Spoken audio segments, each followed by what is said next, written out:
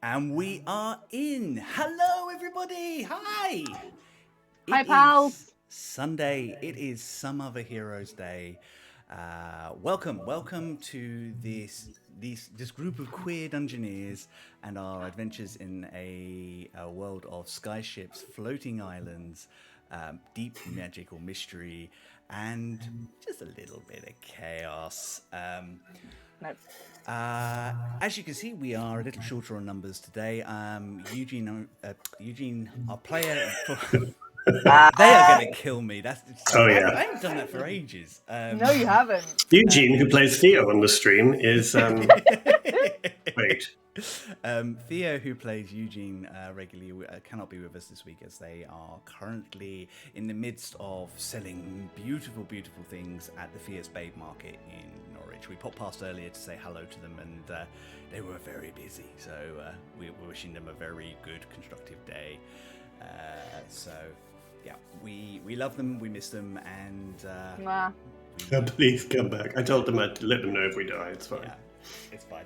Yeah, we'll text them if everything dies and explodes. As everybody knows, it is only the episodes where somebody is missing that something bad happens. Don't say this that. is the rule of Dungeons and Dragons. Yep. Hi, my name is Chris. I use he, him pronouns. I have the absolute honor, joy, and privilege of being the Dungeon Master and story creator for this wonderful stream. With me are two remaining members of cast who could make it this week, and I will go. I go to my right and go to Charlie first. Cool. Hi, I'm Charlie. I use she, her pronouns. I'm an illustrator, and I am playing Aisling, who is very well put together and very demure and very calm and collected. And it's just so hard being the only note taker on the team. Charlie woke up today and chose dishonesty. So no one's allowed to roll insight on that. Okay. Dear. And also, long-suffering partner of mine, Wayne. That would be me. Hi, everybody. My name is Wayne. My pronouns are he, him, and I shall be playing the demure and shy and retiring Dragonborn Rock in today's game. I think one week when Theo is back, we'll have to get you to do all each other's description. That'd be quite funny. That would be very fun. To completely confuse people. A couple of shout outs before we start. I've got a couple, Wayne's got a couple, some wonderful people in the community who we adore. First, as always, we start with our local friends. And I'm going to start today with Dice and a Slice. If you like baked goods, if you like Dungeons and Dragons, why are you not listening to Dice and a Slice? And if you don't, who are you? Yeah. Their regular... More importantly, why are you even? fortnightly show is back on wherever your pods are cast. Just look them up for Dice and a Slice, or give them a follow on Twitter and Instagram and all the other places you can social at the moment. Some of them may survive the end of the month. We will see. They are wonderful people. We've had the honor of having both Alicia and Josh and Tom actually on the show. So all the current casts, apart from Jazz at the moment on the show. True. Absolutely amazing, lots of fun, and we love them to pieces. Also, we'd like to give a massive shout out to our fellow Twitch streamers, Wicked Game, who are in the middle of one of the most dramatic plot twists in school-based shenanigans. It's all-out war for the students. If you haven't caught up, you really should do. It's really, really good. It's and prom, really, really spicy. And prom has gone. And you want to watch just because, way. like the outfit they actually wore as well, like the human beings wore. Yeah. Like, ooh, just watch for that. Yeah, definitely. Really, really good. They're lovely, lovely people, two of whom are in our chat at the moment. Bespectacled Man and Feline Trickster are our mods. They are lovely. Feline Trickster, wait. Not the feline trickster whose birthday it is this week. No way. She's gonna love that. Yeah, you're in trouble now. Happy birthday, Michelle. We actually went out for dinner with them all last night. It was an amazing evening. Oh my god, it was so boring and so much fun and so much chaos and holy shit. But we have had an amazing time. So if we're a little sluggish today, that might have something to do with it. But we had a fantastic time, and we hope that your upcoming birthday is absolutely wonderful. Those of you who are regulars for the show will, of course, know Michelle is not only one of our mods, she was the absolutely amazing skier. So we miss Skier. Yeah, we miss all our guests, but we always miss Skier. So, Wayne, I think you've got a couple of shout-outs for us this week, haven't you? I do indeed. The first shout-out I have today is for some fellow queer Dungeoneers who have a fantastic podcast. And the shout-out is for the Storytellers Tavern, who have been fantastic supporters of ours. And they are currently playing through their homebrew campaign called The Sunless Citadel, which is a fully immersive, role-play-driven D&D podcast. With a really diverse cast of characters, and it's got some nice dark mysteries about themselves and some evils that they have to conquer in the dungeon's depths. So please, if you have a chance, go and check them out. They are, as I said, called the Storytellers Tavern. So have a look and please tell them we sent you. And the second is a little closer to home, which is a name that you might recognize from our chat every week, is the new project from the lovely Hedgehog, who is always in our chat. It's a new project called the Misadventurers League, which is a new actual play channel, which is featuring a variety of different games and some new and familiar faces who you might recognize from our guests and other TTRPG groups that we have just mentioned. They're presently being set up by the team, including Hedge, so please give them a follow. They're at twitter.com/misadventurersl, and please tell them that we sent you. So, more D&D stuff for you all. Yep, because even if you're not sleeping, you must be watching D&D.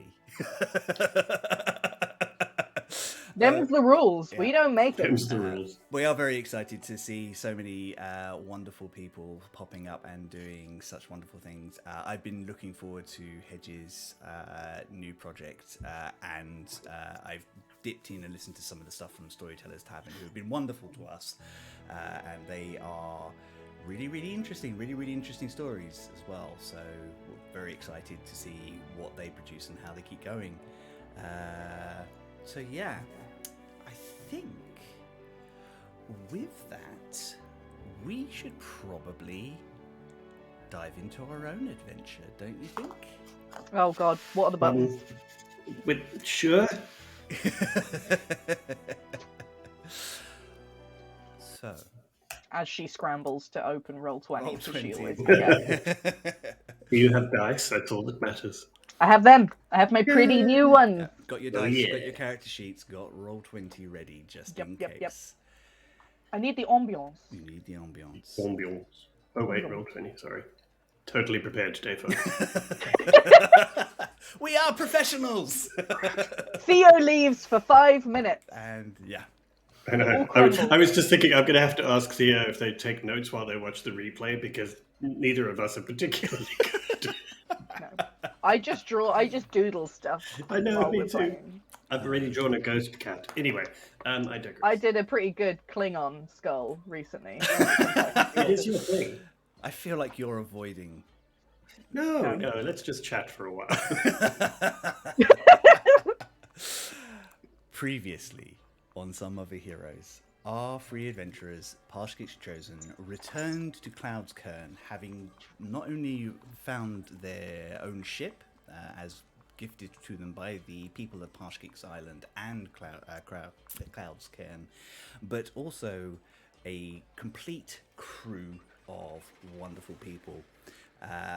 Upon returning, they met their new research team, who will be helping them locate the missing history of the Scattered Lands, and hopefully give them some more clues to where the 5 sky temples that hold aloft the islands of the scattered lands and just keep everybody from falling to the earth below, which, from all intents and purposes, sounds like it's an evil fae-ridden nightmare.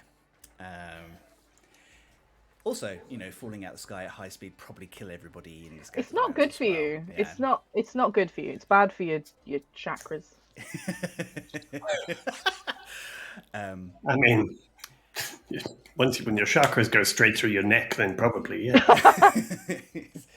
They also discovered, whilst they're from their friend Tythic Perb, that their allies in Daklan had discovered a site that they believe may be the first Sky Temple. A complete stroke of luck for these adventurers who, to this point, haven't really had much of a lead, except for one strange temple that Aisling found before she was even a proper adventurer. How dare. Promising to look into that matter, Tythic Perb has agreed to dispatch some responsible adventurers to try and keep an eye on things and get a couple of people from the research team to go and have a closer look. Whilst the two of you, Aisling and Rock, make your way to Malwind, Eugene's going to stay behind and do some research, just try and uncover some of the things that need to be done. And we can jump in a little bit later. It's probably about 2 or 3 hours after the meeting with the new research team. Under much complaint from Sid, the ship's engineer, Tythic eventually manages to put in the new translocation circle, which is now a central point that people who know what the circle is, can teleport into. Sorry, Sid. With Sid's eventual assistance, and this is how Tythic, I think, gets Sid on board the whole idea, is that he gives Sid a problem. He says, I need these people to be able to turn this off occasionally when they need to. Yeah. And Sid's brain, you almost see like this sort of wisp of cloud-like hair that kind of hovers around Sid's head all the time, just suddenly goes dark and then white as he kind of thinks through the problems, and he immediately settles into kind of sketching plans and things like that. And what he comes up with is deceptively simple. There is now a switch in the back of the ship which can be activated at any time and flips one of the rooms into a wooden deck board, thus cutting the circle off and preventing anybody from getting in, but not damaging the circle in a permanent way. Very clever, very simple, and kind of indicates what sort of person you've hired. Somebody who likes to solve problems. Am I getting much of an echo? I can't hear much of an echo. I can't hear much of an echo. No, it might be because... Hang on 1 second, guys. I think Aisling would just try and install Norton antivirus onto it or something. There we go. How's that? Get a firewall on it. A firewall on the magic circle, yeah. Yeah, right. Yeah. Sure. This circle is brought to you by NordVPN. Don't. Hey, when they actually start paying sponsorship, they can get adverts on. Yeah, damn right. Yeah, a piece of shit software until they start paying for it. Anyway. Oh dear. So it's a couple of hours later. All this work's been done. You have said your goodbyes to Eugene, who's headed back to the mansion with the rest of the team. As you're about to kind of get your few things sorted, get yourselves underway, Uncle Perb just grabs Rock for a second. Yes. So, I just wanted to check. That name, Koresh Kelzir. Yes. It rings a bell. And I think I know why. I would need to look into it more closely, but I'm fairly certain that the Dragonborn regional mercenaries who Miscrium used to use to oppress their people were the Kelzir clan. I think they disappeared when the Emperor rose up and overthrew the previous king of Miscrium. I think. I need to look into it. It's only a familiar echo from when I was a lad. I mean, it's a fairly distinctive family name, so if that rings a bell, and it sounds likely, doesn't it, from the Empire's history. I would appreciate if you could sort of find anything else out, because I was at a bit of a dead end, I'm afraid. I mean, obviously, I'm not in the Empire, so I'm limited by what Rebecca and people have, but I will make sure. Count yourself lucky, though. I mean, I left long before you did, so. I know. But I will look into what I find. But that name, the family name, is definitely ringing a bell. But a Koresh, I'm not entirely certain of. I will figure out what I can. Thank you. I mean, even if we do have confirmation that that's a family name and that is what they were involved in, then that does at least give me a direction to kind of associate it with. I do appreciate it. Thank you. No problem. Keep an eye on Aisling for me. Just make sure she's okay. I don't know if you've noticed, her energy has changed. I mean, the facial hair is one thing. Yeah, I was going to say the feathered beard is a little off-putting, but I mean it's very fetching on her. How fucking dare you? But just keep an eye if any sort of other weirdness sort of happens. She hasn't talked about any sort of changes that she's going through or anything, has she? I've hit sorcerer puberty. I mean, we don't really have those kind of conversations about, the change and I'm not sure it's really. I mean, the beard. Did you actually even acknowledge the beard when it happened, or did you just kind of look at it, go right, that happened, and then move on? Although she changes her hair color regularly. I mean, the beard is new, granted, but I mean it's very fetching, and you don't want to draw attention to people's looks, and Anyway, what kind of energy change? What do you mean? It's just like when I first met you, her horns were shorter and a lot less ashy at the top. I don't know if you noticed. Excuse me, she moisturizes. Just don't comment on her ashy knees. That's and most recently, I noticed her eyes have changed colour.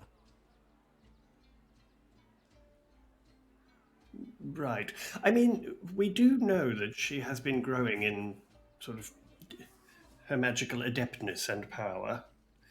So I would imagine that is associated with that. I mean... Yes, I wouldn't have noticed normally, but the first change was so pronounced that I sort of kept an eye, and then I didn't notice immediately, because I was pretty much more shook by the beard than anything, but her eyes have got lighter.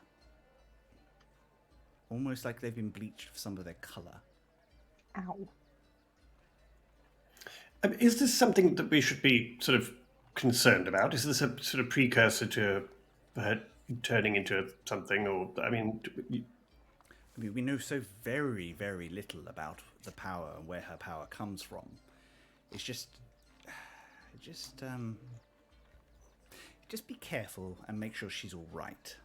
I worry for the girl. I just want to make sure she's safe. I mean, I tend to be more concerned about whether people are safe around Aisling, but yes, I mean, of course I'll keep an eye on her. I always do. Also, you take care of Eugene. Always. Mm-hmm. Okay, to be fair, at my age, Eugene will take care of me, probably. Don't let him jump off, any flying beasts or anything. No more heights. Just no more heights. I assure you, the highest he's probably going to be going up is about 4 shelves looking for a book. Yeah. And also, I doubt Gree will let him out of his sight for the next couple of days whilst they have a chance to be together. Oh, good. I'm glad we're leaving. Snake Rock. So mean. Well, yes, but I mean, I will keep an eye on Aisling if I can. I mean, Excellent. Well, it was more concern than anything, but I'm sure she's fine. She's bright of spirit and strong of will, that one, if nothing else. And yes, well, do take care of yourselves. And he kind of presses a blue stone into your hand, and just give us a shout when you arrive in Malwind. Eugene and I can wrap up whatever business we have, and I'll make sure that he is delivered to you to give assistance. sure. We'll let you know as soon as we get to Malwind. Fantastic. Just a sending stone, so. Oh, I mean, oh, good, yes. Eugene didn't let you know he had that. I don't think so. Okay, well, He does have a lot of little things. I lose track sometimes. fair enough. Right, well, I won't keep you any longer. Good luck. I hope the journey is smooth and quiet, and I Oh, so do I. shall hear from you in a few days. Indeed. Good, happy, good luck researching. Thank you. Hopefully we'll have Sure. some answers for you, or a new direction, and I'll get somebody over to that island. Aisling, Oh, what? don't worry about the island. We'll get someone over there for you. Oh, okay. Make sure it's taken care of. You sure? Yeah, absolutely. And we'll let you know what we find. Thanks. No problem. Safe journeys. Bye. Bye. And kind of trundles off down to the docks. Gosh, isn't he helpful? Yeah, he's a good un. He's a good un. With that, you are... I'm just going to stand and just sort of lean in and stare quite intently at Aisling. Yeah. Make me an insight check, please. And you can insight why Rock is staring so deeply into Yeah, your can I do eyes. that? Can I do that, please? 15. 15. Oh, 14. Well, I mean, it's definitely very weird behavior, and he seems to be completely fixated on your eyes. Yeah, her eyes are about 3 shades lighter. And they're kind of normally like a deep browny orange, and now they're quite definitely like a proper, like, burnt orange sort of color. Like an amber kind of Yeah. color. Proper amber. I'm just like, Yes? what you did? What's wrong? Do I have No, something? Have I got something on my face again? Well, yes, what appears to be an entire family of chickens, but I wasn't going to mention the beard. I mean, it's very fetching, but... Jealousy doesn't suit you, Rock. Oh, I beg your pardon. I would never have... I have my own look and style. No, I was just looking, you look very... Should we go? Let's go. Yeah, that was Okay. definitely Rock not telling you anything, the whole thing. No. I think Aisling's like looking into like if we're passing any windows, just checking her face, just to be like, what the fuck is he on about? What's wrong with me? I think as you pass, you're kind of like, because you're on the ship, kind of helping get things all sorted out and that, and as you're kind of like looking into anything that's sort of slightly reflective, Fable the kobold just kind of grabs your shirt and gives you a little tug. Ah, what? Hi. Don't you have a mirror in your room? Yeah, but this is right here. And Rock was being weird. I wanted to check. I haven't got anything weird on my face. Apart from this, it's not weird, it's glorious. Is there anything else? I mean, not that I know, but I've only known you a week? Tops? Yeah, that's a good point. Okay. Okay. Think about the mirror thing. Sounds like a good Yeah. idea. Yeah, good plan, actually. Yeah. Yeah, if I get a minute, I'm definitely going to go into my quarters. While Aisling does that, and by the way, as soon as I don't know if you pay attention to those sorts of things, but I think as soon Doubt as you it, kind of whatever it is. look closely at yourself, you do realise that your eyes don't look quite right. Yeah. I don't think I'm concerned by it. I think I'm just like, oh, that's cool. I might check in with Alabaster and be like, have you noticed this? Look at that. Hang on 1 second. Oh, your eyes changed colour. Yeah. Ah, Is it just like the light, or like what's going on? no, but I mean it's quite dark in here. Yeah, So it's quite nice. you like it? Yeah, quite like it. Was that you? What happened? I don't know. Maybe it's like when the horns happened. Oh yeah. Okay. Interesting. Well, I like it. Rock was like staring at him. It was really weird. Did you see that? Must be. I was busy. I'm afraid. Yeah. Thinking, lots of thinking. But, I mean, you could. I mean, did I ever teach you things like thaumaturgy or prestidigitation or anything like that? Yeah. Yeah. Some of those you can change your eye color. That would really freak him out. Oh my god. Okay. All right. Ooh. She's like planning shit now. Can you do it? Can you do it with prestidigitation? Because I don't think I've got thaumaturgy. I think with I need to double check, but I think prestidigitation you can do like minor changes, like minor glamours. I don't think you can do anything massively complicated. I can give myself like contact lenses. Basically, yeah, you could just like change the tone a few shades to one direction or the other, but it only lasts like a few seconds or something. So it's just enough to walk by him and do it. Okay. I'm adding to my list that I'm keeping on how to troll Rock now. So while Aisling is having this conversation with her erstwhile companion in her room, Rock, you are approached by Davos and Suda. So, where would you like to go next, sir? Oh well, we're heading to Malwind. I believe we're wanted there, and preferably a route that is Well, I've got direct, but avoids getting close to the Empire. right. So from here, I think we've got three choices. We can go fast, but that takes us quite close to the Empire.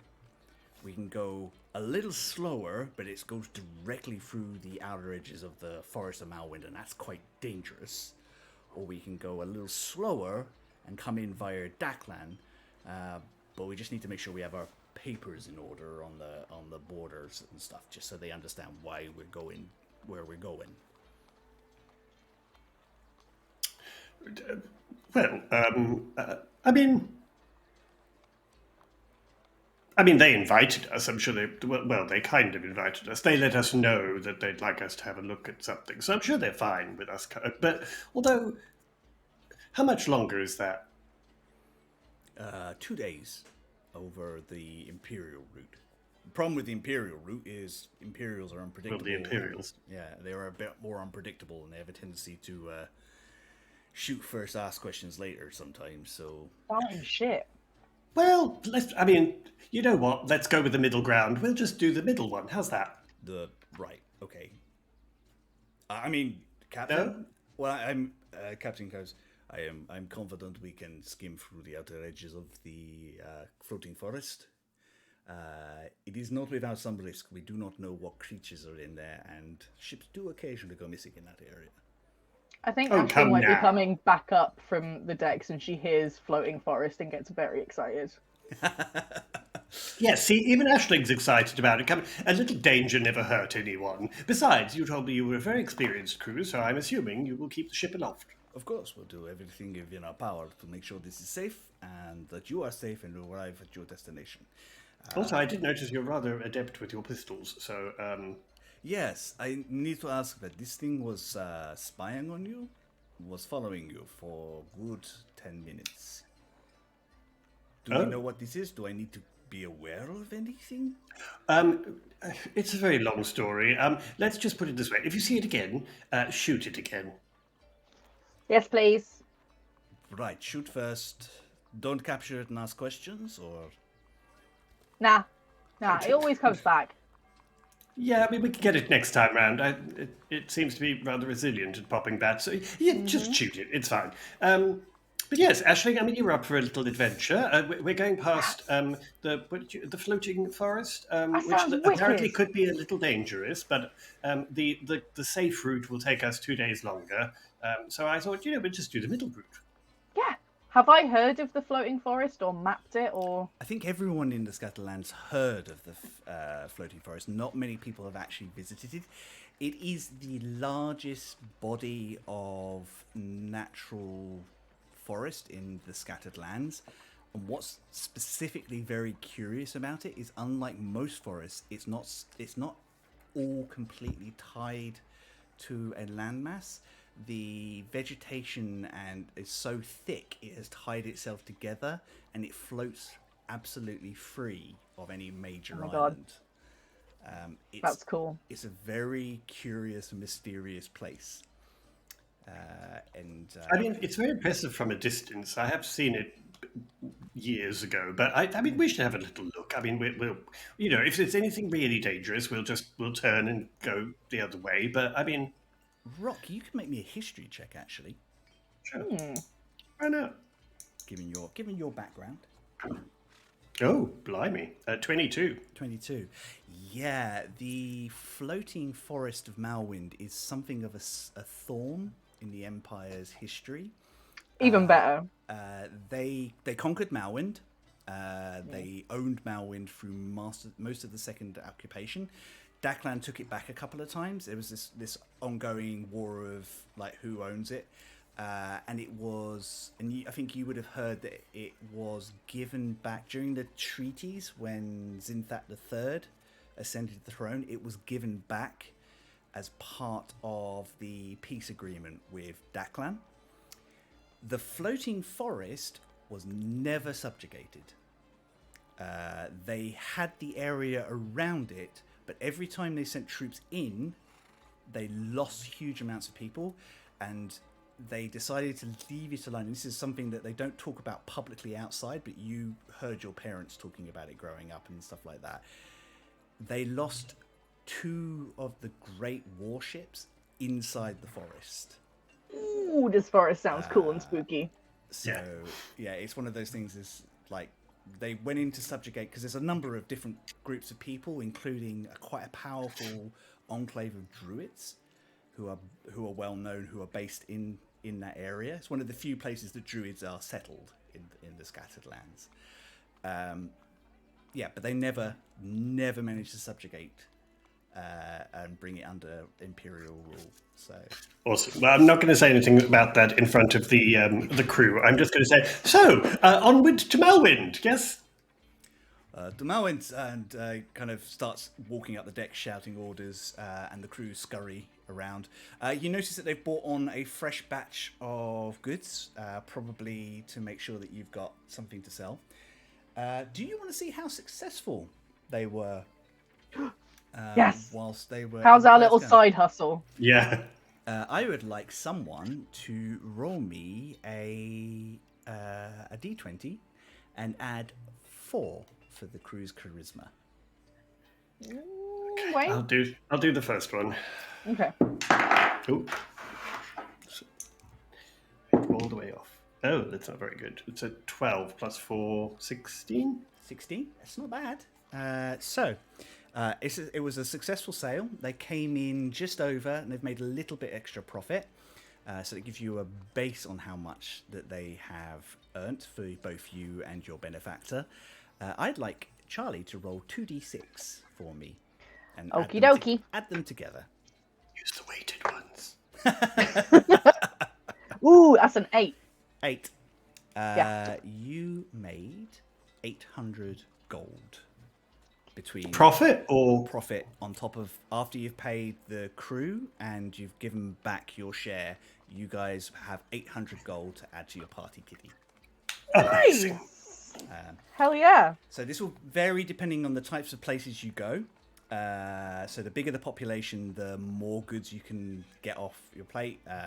Some places have different taxes and things like that, but like every time you can shift some goods like this, you may earn some extra money from it, depending on how successful. Nice. I mean, that's the idea. As long as it's paying for itself, that's good. But profit is also good. Well, That's from really your cool. perspective, like as long as the crew are fed and have enough gold in their pockets that they feel happy and they're enjoying what they're doing, everything else is a bonus.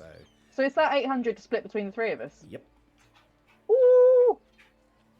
Nice. You probably think Cloud's Cairn is one of those places that, although it's quite self-sufficient, if they've bought herbs and spices from Vadarak, it probably gets a good amount of gold up here. Because then also, they're Imperial people, they're Daklanian ships. They can sell it. Lots of people profit off of selling that on. Like, Nice. it's kind of from there. So Good. Well, that's good.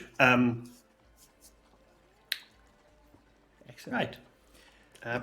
The ship gets underway, and you find it again a lovely, smooth takeoff as Sudar takes the helm and guides you out of Cloud's Cairn space. Under Nice. Davos's guidance, you skim the outer edge of Cloud's Cairn and start heading north and slightly east. I think Brock is going to walk up to the front of the ship and will sort of stand, one leg on the sort of raised and You're Rikering at the end of the ship. coat flapping in the wind behind me right at the front of the ship. Yeah, you've and gone will full Riker. It was only a strike matter his- of time until Rock went full Riker. Yeah, he's going to strike his most impressive seafaring pose or airfaring pose, as it may be, and we'll keep that for probably about 10 minutes before he realizes he's really bored standing at the front of the ship, and then we'll just kind of awkwardly stop and I think walk back. Ashling's copying him behind him, but he doesn't see her. It's also quite funny because the helm of the ship is rare. It's quite rare, but because it's a smaller vessel, the helm of the ship is at the front of the ship. So Sudar, Dan, and a couple of the others who are just kind of talking about duty and what they're doing and stuff like that, kind of keep looking over, and there you are, just posing. And you can both make an insight check. Yeah. I mean, I'm not sure we need a check, but it was a natural 20. I got a 17. Oh dear. It kind of varies depending on the staff up there. So Astra thinks it's funny. Your little fairy companion. She kind of wanders past and she actually giggles as she goes. Sudar is just shaking his head and just kind of concentrating on what he does. Dan thinks it's brilliant. Of course he does. Sort of thing that Dan would do, to be fair, if he had thought about it. Akiza thinks you're a pair of idiots.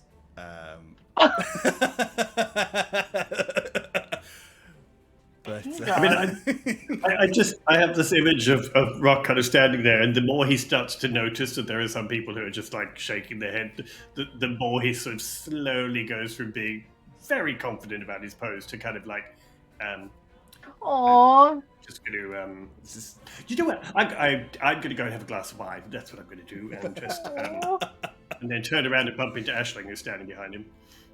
Yeah, I'm on one leg, so you might knock me over. This is being dramatic. yeah. But are you all right? Yeah, no, it's all good. I was just, it's very, yep, I'm fine. You good? You good? Mm-hmm. Can you not? Well, your eyes are a bit brighter than they. Maybe the sea air just agrees with you. Air. Nah, they've like gone a different Sea? colour. What's the sea? Sea air. Oh yeah. That's that weird water thing you found on the Yeah, it doesn't Yeah, it sound was the well same weird. if It was I like say. a pond, but like massive. No, it doesn't sound the same if I say the air agrees with you. That really works. So anyway, yes, that's what I was looking at. So, but never mind. It's, as long as you're fine, you're fine. Yeah, I mean, I don't think it's because of like an ailment. I think they've just changed. Okay. Why? Well, it's unusual. It doesn't happen very often that people's eyes change color. So I was, but I got the horn. I mean, that appeared, and Yeah, and and I've your got horns grew. So and Eugene's grown at least 2 inches since we've started adventuring with him. I'm sure. What? No, I'm sure. Although that may just Wow. be because he's standing up a bit more straight. Yeah, I was about to agree with Rock on that one. I think he's just stopped slouching. Yeah, I think his posture's just got better. Yeah, I think that could be it. Anyway, so yes, we all change, but But yeah, I mean, just I mean, if you're ever worried about the changes or anything, and you want to talk about what's changing, that's fine. Are you trying to tell me I'm a woman now? I didn't realize I needed to tell you things like that. Yeah, this is like, I don't know. This isn't some sort of weird magic puberty. Like, it's okay. It's fine. No, well, I'm just checking. I mean, your eyes look. Anyway, I'm going to go and get a glass of wine. Okay. Yeah. Aisling, Mm-hmm. whilst you're out standing in the wind, I need you to make a Constitution check. Oh, feck it. Just a check, not a save. Just to check. Okay, hell Satan. That's 11. 11. The feathers begin to tickle your nose. No! And as you turn to say goodbye to Rock, a mighty sneeze erupts from your face, and your feathers go everywhere. No! Oh my God, Aisling, are you all right? What's it's all fallen. Oh my God! Wait, do you want to sit down? Sit down. Put them back! I can put them back! Well, no, I don't think you can. I think. Oh God, I think that'd be really painful. Anyway, just sit down, take a breath. Do you want something? Are you okay? Does it hurt? No, I just sneezed and they're all like out. Yes, I know. I saw that. They're all over. Is this a satyr thing? I know we just had that conversation, but what? This isn't something that normally happens. Shit. Okay. Good. As you watch the feathers slowly So turn sorry, into I little just- sparkles of energy and I drift just saw away. Nikki's comment. Yeah, parrot! Oh my God, that Yeah, really amused me. I feel like Dan Sorry. shouts that as he's coming up. Rock is just like, okay, let's go to the quarters. Let's go to. Okay, come on. I'm just going to I'm so sad. I'm going to comfort her and because now I'm really concerned about what's going on. I'm really upset that I don't. But have no, my it's all period right. It's anymore. all right. It's all fine. It's all fine. I'm sure it's perfectly natural. But No! anyway, does it grow back? Gone! Will it grow- No! How do It you only know? popped up when I started doing magic from like my soul or whatever, rather than alabaster. Right. So will it come back if you do magic again? I don't know. All right. It I'm just sure. turned up. I'm sure it'll come back. I mean, come on, let's go and we'll have a little chat. Oh, I'll tell you about the forest. There's actually some very good stories about Okay. the forest. Oh, come on, let's go. I think to the back. Aisling's gonna act like a fucking budgie and try and like put bits of paper on her face. And be like, That's really sad. Alabaster is conspicuously quiet from all of this. You know that sort of Yeah, like he's you quiet. bastard. If he had a physical form, he would totally be biting his knuckle right now, trying not to laugh. I'm heartbroken and he's finding it hilarious. Yeah, that's the problem. He doesn't want to upset you, but he is totally.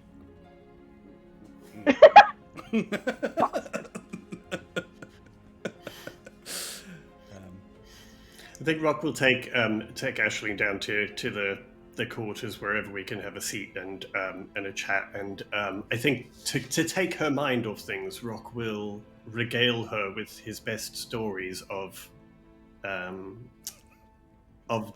forest and the stuff you were just talking about with the Empire. I think Rock will take great glee in kind of saying, well, Empire doesn't really share these stories, but and tell of the kind of adventures that happened in the forest and how these great battleships were lost to the forest. Yeah, it works very well to distract her. I thought it might. Gets a few, I guess you guys are having like a coffee or a drink or something like that there, and it's, to be honest, like it's very convenient having your own skyship, but I think both of you have quickly remembered, as a passenger, it's quite boring. There's not a lot to do on a ship if you are not helping the crew. There's only so many paper chains and paper beards I can make. There's only so long Rock can stand behind members of the crew and kind of make small talk while they ignore him. Oh my god. And some of the crew are very engaging. Like, you know, for the fact that some of them are very friendly and very happy to talk to you about what they're doing. And then there are, you know, Akiza and Dutch and Sid, who are very much like, I'm working. Shut up, man. Yeah, no, those are the ones. Those are the ones that Rock is particularly making an effort to kind of Oh, no. engage in conversation. Ashley's done the opposite. She's made a note of which ones will go nuts if she keeps trying to talk to them, and she avoids them. I think if you at some point when the crew roster kind of things settles down and some of the crew can relax and things like that, some of them go down below deck to get sleep because they'll take on the night shift to keep you going like during the night. Akiza and Felix both grab wooden swords and do some practice sparring. Oh, cool. Can I watch? Yeah, absolutely. And they're both very, very good. Akiza is definitely the more experienced swordswoman, but Felix more than holds his own. And Akiza is actually kind of correcting some of his stance and some of the things that he's doing. She wields two swords. He is a sword and shield guy, and you can see kind of they don't strip all the way down, but they kind of, you can see that both of them wear a number of scars and things like that for where they've kind of obviously been in real fights and things like that. So you kind of get this idea that they are very experienced combatants. That's cool. I think if we kind of see that happening below deck, I think at some point when there is a natural break, Rock will ask if he can spar with any of them. Oh. Akiza kind of smiles and said, you realize I won't go easy on you just because you pay my wages. Of course, I totally understand. I'm more adept than you may think. She is happy to do so. Felix kind of steps up, and I think Sudar just kind of calls him over to kind of do something else. It's like, I think like a couple of the crew who are sitting off the deck are kind of all kind of start passing coins amongst themselves. Can I get in on that? Yeah, absolutely. Who are you betting on? I'm gonna bet on Rock. You're gonna bet on Rock. I'm loyal. Yeah. Can I bet like 2 gold, please? 2 gold, absolutely. So the pot kind of goes in. They kind of look at you when you offer 2 whole gold, which is quite a lot. Is it? I don't think Aisling has any concept of that. No, I mean, I also don't feel like being an adventurer, you get a realistic, because you're like, I have a lot of gold and I'll spend it over a time and then I run out and I go out and I get... Aisling's a why can't we print more money kind of person. That explains so much. So much, yeah. Yep. Okay, Rock, I will need some rolls from you. So Akiza kind of sees how you kind of set yourself up, and she sees that you're doing a rapier. She puts one of the practice swords down to one side, passes you a wooden sword, which let you kind of more suited to your balance, and she watches you kind of take a few experimental swings and things. I think Rock will do it, sort of prepare and test it and everything, but very, very like calmly and very understated. And he's at this point, he's not trying to show off or whatever. He is genuinely trying to spar because he's bored to death, but also because he knows that people would underestimate his skill with his sword. All the notes and conversations that you had with your teachers come back to you, because being a Dragonborn, you were not just taught courtly fencing, you were taught how to fight. Well, and also I was supposed to be the Royal Protector. Yeah. And unlike not to shade for a shade, but unlike the humans and the dwarves, that title actually means something to the Dragonborn. Yep. So, first round, what we'll do is we'll do 3 rounds. We'll do standard sort of skill checks. It will be your dexterity plus... So make it like a standard attack, but and we'll see who gets higher. Okay. Okay. So first round, Do I add anything? You add your normal attack, so For my rapier? yeah. So it rolls if you're making an attack, but basically what we're doing is kind of sparring. You're not trying to kill each other, so you, like any sort of strikes are all based against Cool. it. Alrighty. Okay. Oh dear. Okay. She got a 15. What did you get? I got a 12. 12. It looks really close. Like Rock holds off the first few blows, and there's a clattering of wood. But after a while, you realise that actually what she's doing is she's pressing you back, cutting off any sort of like footwork that you might have. And just as you kind of go to correct, she taps you on the thigh, and then bounces back. Okay, that was not what I was expecting, but good. Interesting. It's interesting to spar with someone with a different style. Right, shall we go again? Absolutely. Go on, Rock! You can do it! Suddenly, a couple of people on the deck start kind of muttering, and sort of the coins start passing different ways. Okay, here we go. Oh boy. Okay. What'd you get? 18. She got a 12. Oh! She expects you. I think she's still underestimating, even though she knows you have more skill than she first predicted.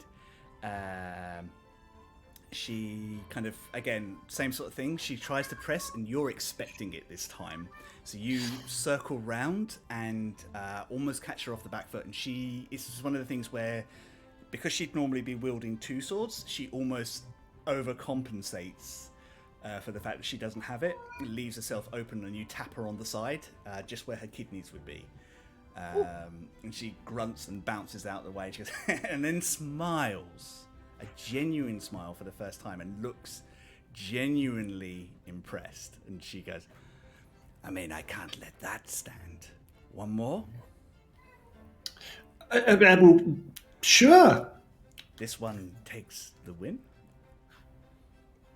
Why not? Come on, Rock! I've got a couple quid on you! You can do it!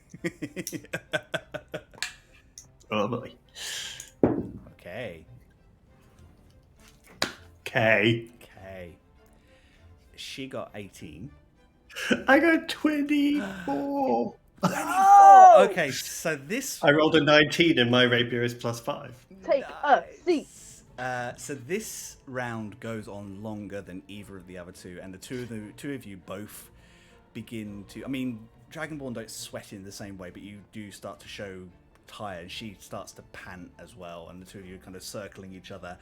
And it looks like for a minute she's got you, and she kind of has you on the back foot, and then you shift and change hands the way that your swordmaster showed you, and come at her from a different angle, and she is not expecting it.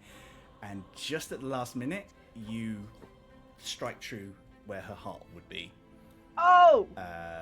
With a low blow. So it's one of those things where you're quite low with your sword up, and she looks like she's about to come down, and just not quite as fast as you. And the crew on deck explode in applause and whoops. I think Rock will immediately kind of stand up and extend his hand. And then audibly, so that everybody can hear, Rock is just going to say, "Next time, don't let me win." She shakes her head and grabs your hand in a camaraderie. Well, GG. that GG. was not expected. You are full of surprises. I mean, people regularly say I'm full of many things, but thank you. And thank you for the spar. That was most enjoyable. It's been a long time since I've sparred against somebody when my life was not literally on the line. I mean, those are the places we learn the most about ourselves. But I'm impressed. Yes. I mean, I've learned I bleed, so that was... Yeah, you learn how much blood you have. That's true. But yes, thank you very much. That was very, very kind of you to humour an amateur. She kind of quirks an eyebrow. Amateur, of course. And she kind of nod to her and make my way back to Aisling. As you kind of walk I'm away. trying to collect my winnings. Yes. So, how much? You get 2 gold. Yeah. You get 20 back. Oh. And you kind of notice that another lion's share goes back to Sudar. Hey. Who kind of just like tips his cap ever so slightly, and smiles. I think Rock's going to walk back and just, because he hasn't really seen what's going on with everyone, he just knows there was some stuff. Rock's just going to walk back to Aisling and just go, "Oh, that was fun. Did you bet on me?" Yeah. Okay, thanks. That's good. Yeah, Nice. obviously. Oh. Well, I mean, Okay. Wherever we end up, when there's a place where there's like a tavern or something, I'll get you like a big bottle of wine on me. Oh, I won't let you forget that. She's very good, though. She's an exceptional swords person. That was well fun to watch. You're very good at it. I mean, you won. I didn't really have much choice as a child. I was literally drilled into sort of being able to do these things, but they have served me very well. So, and it's apparently earned you some money. So there we go. It's all a win-win. Everybody wins. Quite. 20 gold for some childhood trauma. Worth it. Oh, totally. Totally worth it. Yeah. Dear, I love that. Anyway. Right, I really could do with a sit down now because my knees are killing me. Oh, right, yeah. Okay.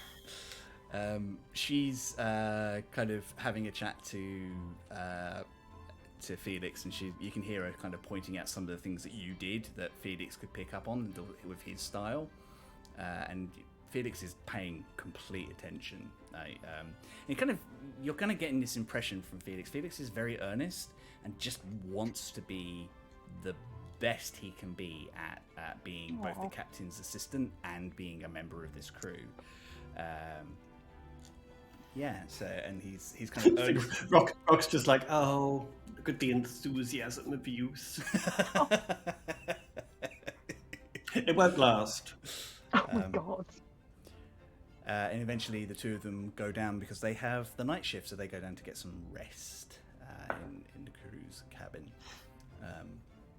which leaves half the complement you would normally have on deck, but enough to keep tabs on things unless there's an emergency. The rest of the day is quite smooth. It's a really beautiful day, barely a cloud below you, and very little sort of like turbulence in the air or anything, and nothing to worry about. A couple of times the ship always rattles because it hits air pockets and updrafts. And Didn't hit any more parrots though. Didn't hit any more parrots, I'm afraid. No. That's a good thing. And so you kind of do catch Davos Dan at a point down on his hands and knees, looking around like the steps. We say, I mean, there must have been. Where did the feathers go?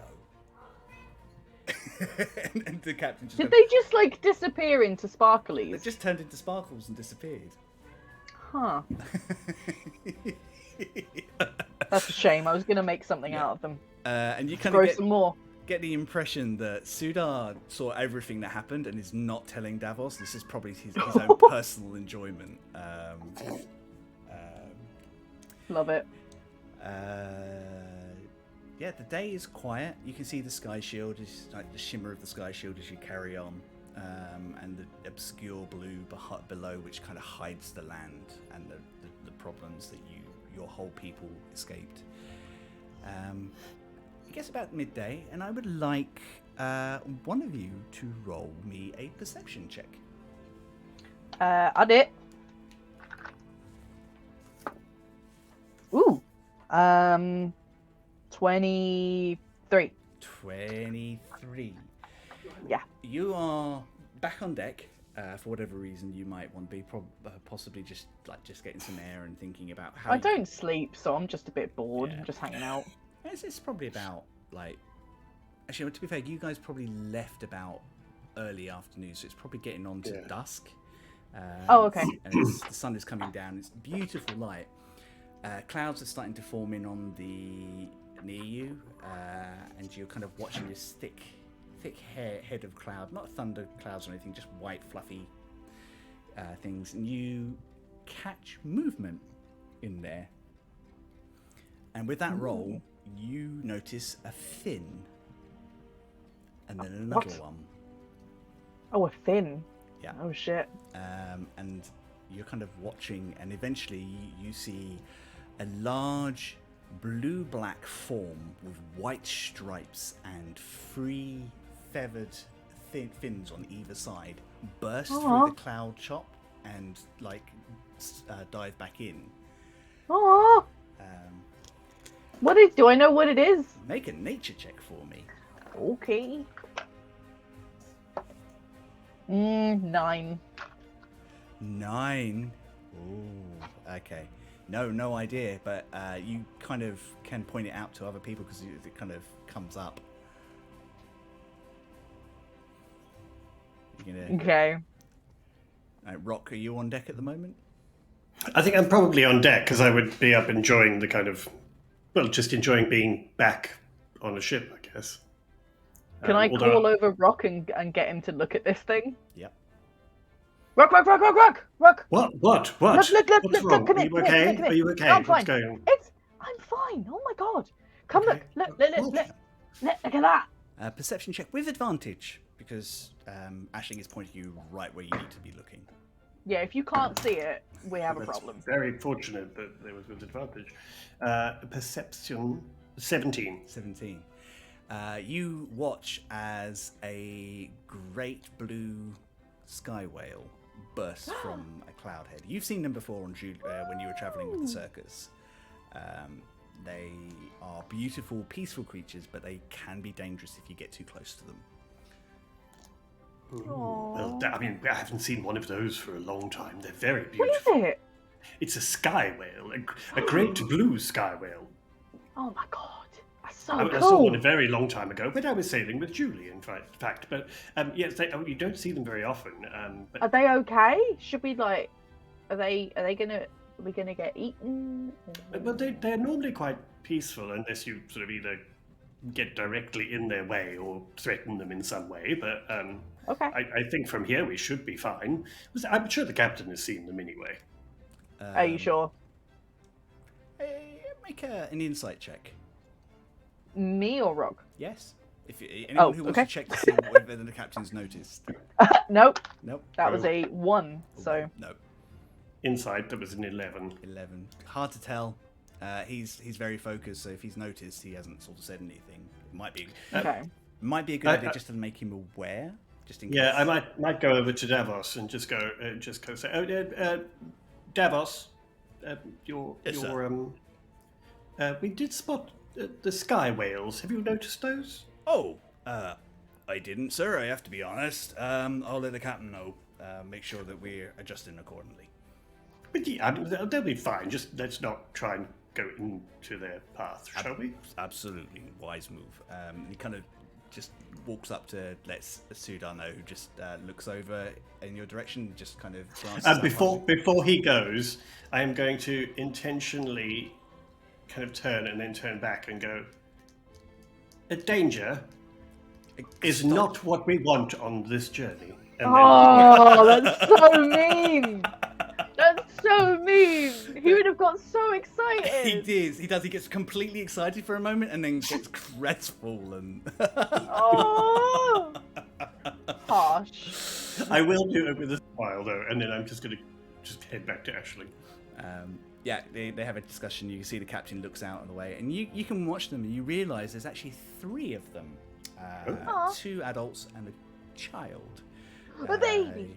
And they playfully dance through the skies amongst them.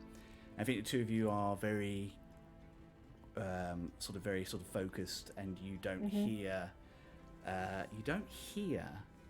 your Herringon shipmate appear beside you, but it's that gruff voice that he has. He goes, probably feeding on small shoals of fish out there.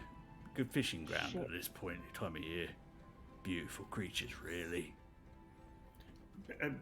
Yes, they are. I didn't know this was a good time of year for fishing ground.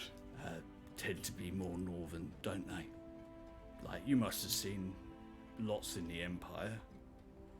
I have, but that was a long time ago. I haven't been there for a while. But I did see one a few years ago sailing with my crew at the time. Yeah. Do you have you sailed a lot up north? Couple of times, just wherever I can get work, really. Well, I mean, understandable. I mean, we've been sent to some very strange places, because that was where the gold was being paid to us to go. Respect that. Ashling's actively staying silent because Dutch is very low on her list of people who will tolerate her. So she's just like, This is really weird. This is the most words Dutch has ever said to Dutch is like a anybody. bad Tinder date that you can't get a conversation out of. Yeah, he's very good at his job, and that's why you hired him. But he's he's a sullen rabbit. He really is. It just kind of looks, goes, gives you both a nod, and goes, right. Well, I'll be getting ready for the night shift then. And then, Of course, yes. Lovely chatting to you. yeah, likewise. And just Bye. kind of stomps away. Not stomps away, he just kind of like walks away, and again that sort of like shoulders up, hands in pocket sort of way that he kind of mills around. I'm just gonna say to Rock, like, I feel like he's gonna punch me at any given point. Oh no, I don't think so. I mean, I wouldn't try to annoy him because he looks like he probably could punch pretty much anybody. But I mean, he's clearly not as grumpy as he looks. He seemed like really into like the whales. Maybe like wildlife is his thing. Maybe. I mean that but I Could I insight check how interested he was in them to see if I could gauge whether this is something he really cares about? Sure, yeah. I think you were with him in long enough to kind of indicate whether he was genuine or whether he was just trying to have a conversation with you. It's 22. So 40% just wanted to open up a dialogue with the both of you. 60% totally obsessed with the whales. Okay. But there was definitely a genuine, right, well, everybody else is making an effort. I really should try and introduce myself properly. Aww. But he's clearly not great at it, so... But I mean, I don't feel like he's going to be, one of the chatty ones, but, at least he spoke to us. I mean, he hasn't done anything apart from glare since we got on board, so that's a good start, right? Yeah, I'm quite glad that he doesn't, like, actively hate us. No, I mean, he would be somebody I'd quite like on my side if we ever get into trouble. Yeah. I mean, he's an equal opportunities glarer, too. I've noticed he looks to everybody like that. Yeah, to be fair, yeah. He's not just glaring at one person. I say that in my head, don't worry. Yeah. So the night comes on. I think you guys stay up as late as you feel comfortable. The crew who take over are Akiza, Felix, Dutch, and Fable. Cool. Take over, and everybody else. For my, like, evening rest thing that I do that isn't sleep, do I have to be, like, in my quarters to do that? Or can I just In a sit box. around You have to be somewhere? in a box. Yeah. What, like a hibernating tortoise? You have Yeah. have to sit in the lotus position. Right, yeah. going Like, they get me on- ready like on Blue Peter, getting the tortoise ready. No, what you need to do is you can't do heavy activity. Okay. You need to kind of keep it low energy, but you can walk around, eat, converse, read, stuff Oh, like okay. Cool. I think I'll just- just be chilling on the ship then, trying to look out for other animals. that. Yeah.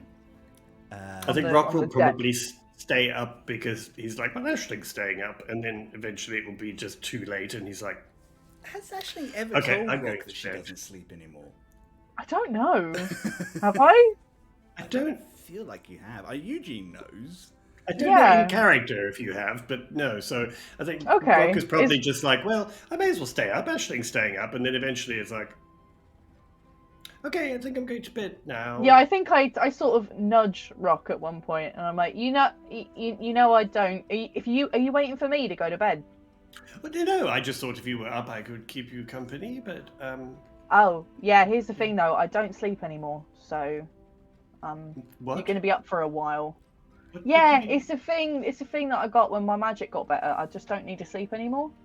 So I haven't slept in like weeks. Is that good? Yeah, I mean, it's is it fine. healthy? Surely you should. Well, don't know, but it's fine.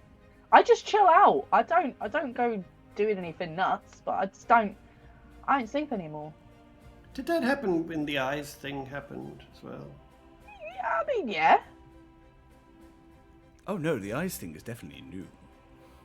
Oh, is it? Yeah, that's since we came back from Ladywell Farms.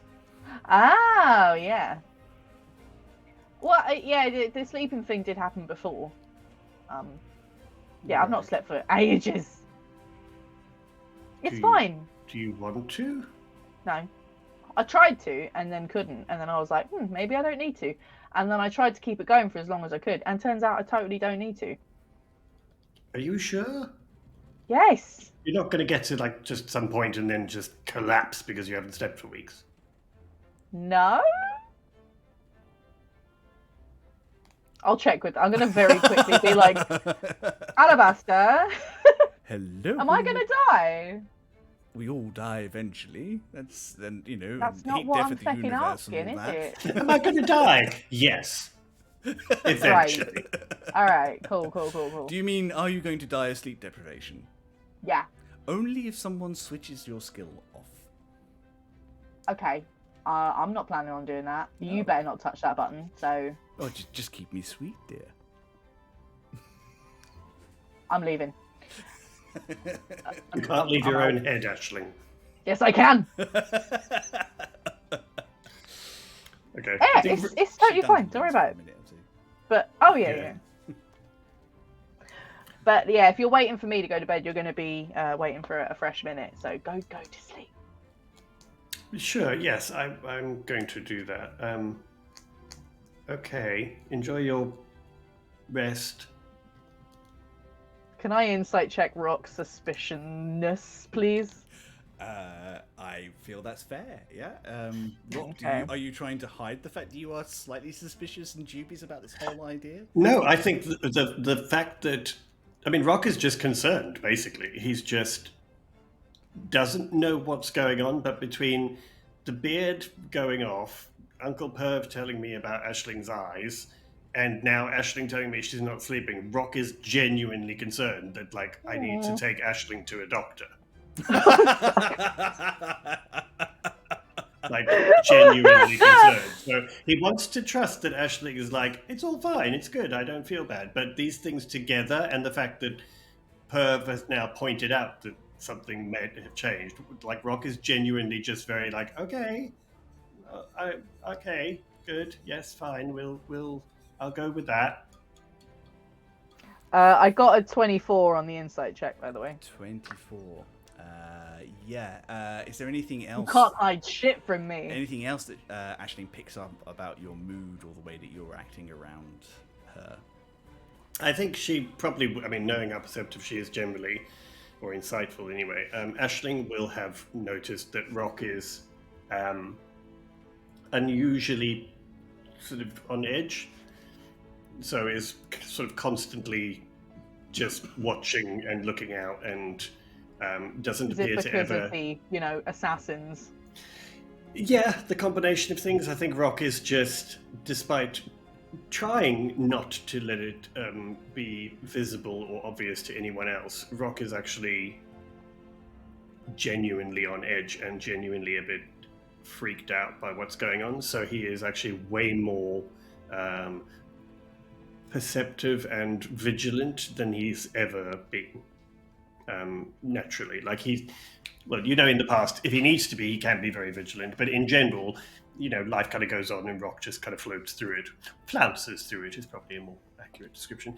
But at the moment, he is very aware, he is very vigilant and watching everything. Every time someone walks in a room, every time there's a sharp, sudden move or a sharp noise, Rock is very wary of everything. Yeah. Okay. But right now, he's also quite tired because he's been up and had that sword fight and things. I think I will try and reassure him a bit before he goes to bed, and just be like, hey, it's okay, there's a bunch of us here, and fucking nothing gets past me, especially now that I don't sleep. So it's okay. Like, nothing's gonna get you on the ship. You know that, right? Of course, I'm not worried about something getting me on the ship. I mean, it's all fine. Well, I mean, apart from the fact that you sneezed and your beard flew off and disappeared today. But anyway, we'll talk about those things later. But That's future problem. We can. That's it's fine. yes, good. But well, like, yeah, you can like you're tensed up, my friend. You are Don't like be your ridiculous. shoulders are up here. I'm perfectly fine.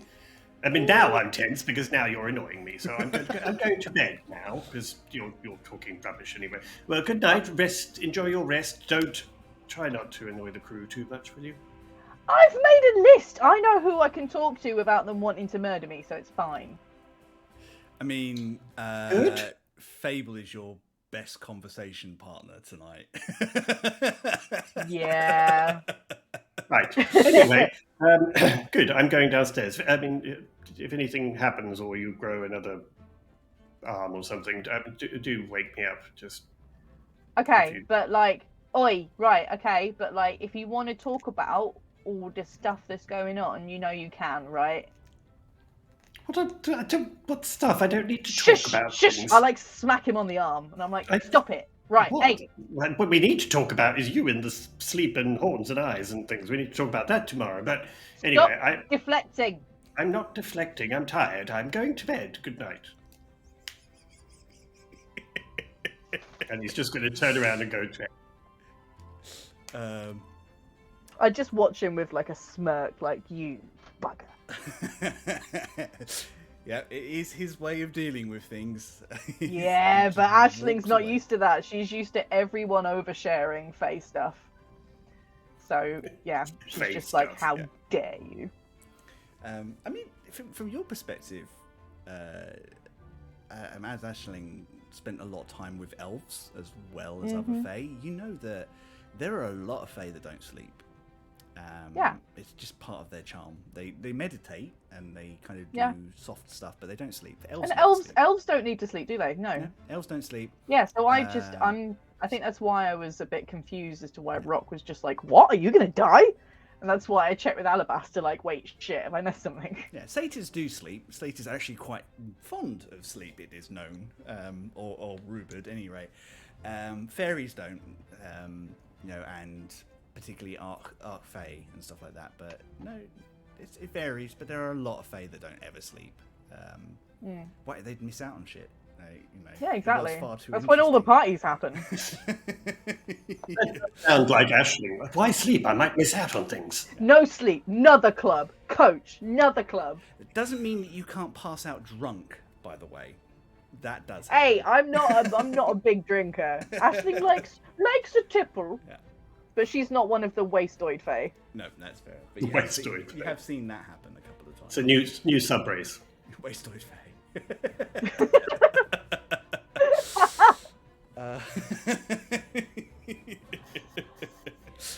Ah dear. Good. So Rock, you get a nice night's sleep. Ashling, make a perception check during the night. Okie dokie. Ooh. My perception checks are so good today. 22. Nice. This is sort of general spot for things that you see through the night. So through the night, and Fable kind of fills you in on stuff that you don't know, and a couple of times, Dutch actually kind of, if you're talking about like wildlife and stuff like that, you see the glow of the sky shield more vividly than you've ever seen it before. Pretty. And it kind of has this sort of I've always described it having this iridescent sort of like slightly rainbow glow to it that kind of just ripples. But at one point you see like a stream of almost like a borealis kind of grow out of it, and Dutch will explain to you that is water hitting it and evaporating. What?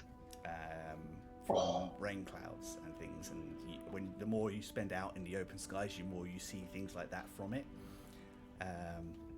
You also see this cluster of like jellyfish type creatures, like these small Ah! sky plants that kind of hover off their own, and there's like thousands of them, and they all have this slight glow.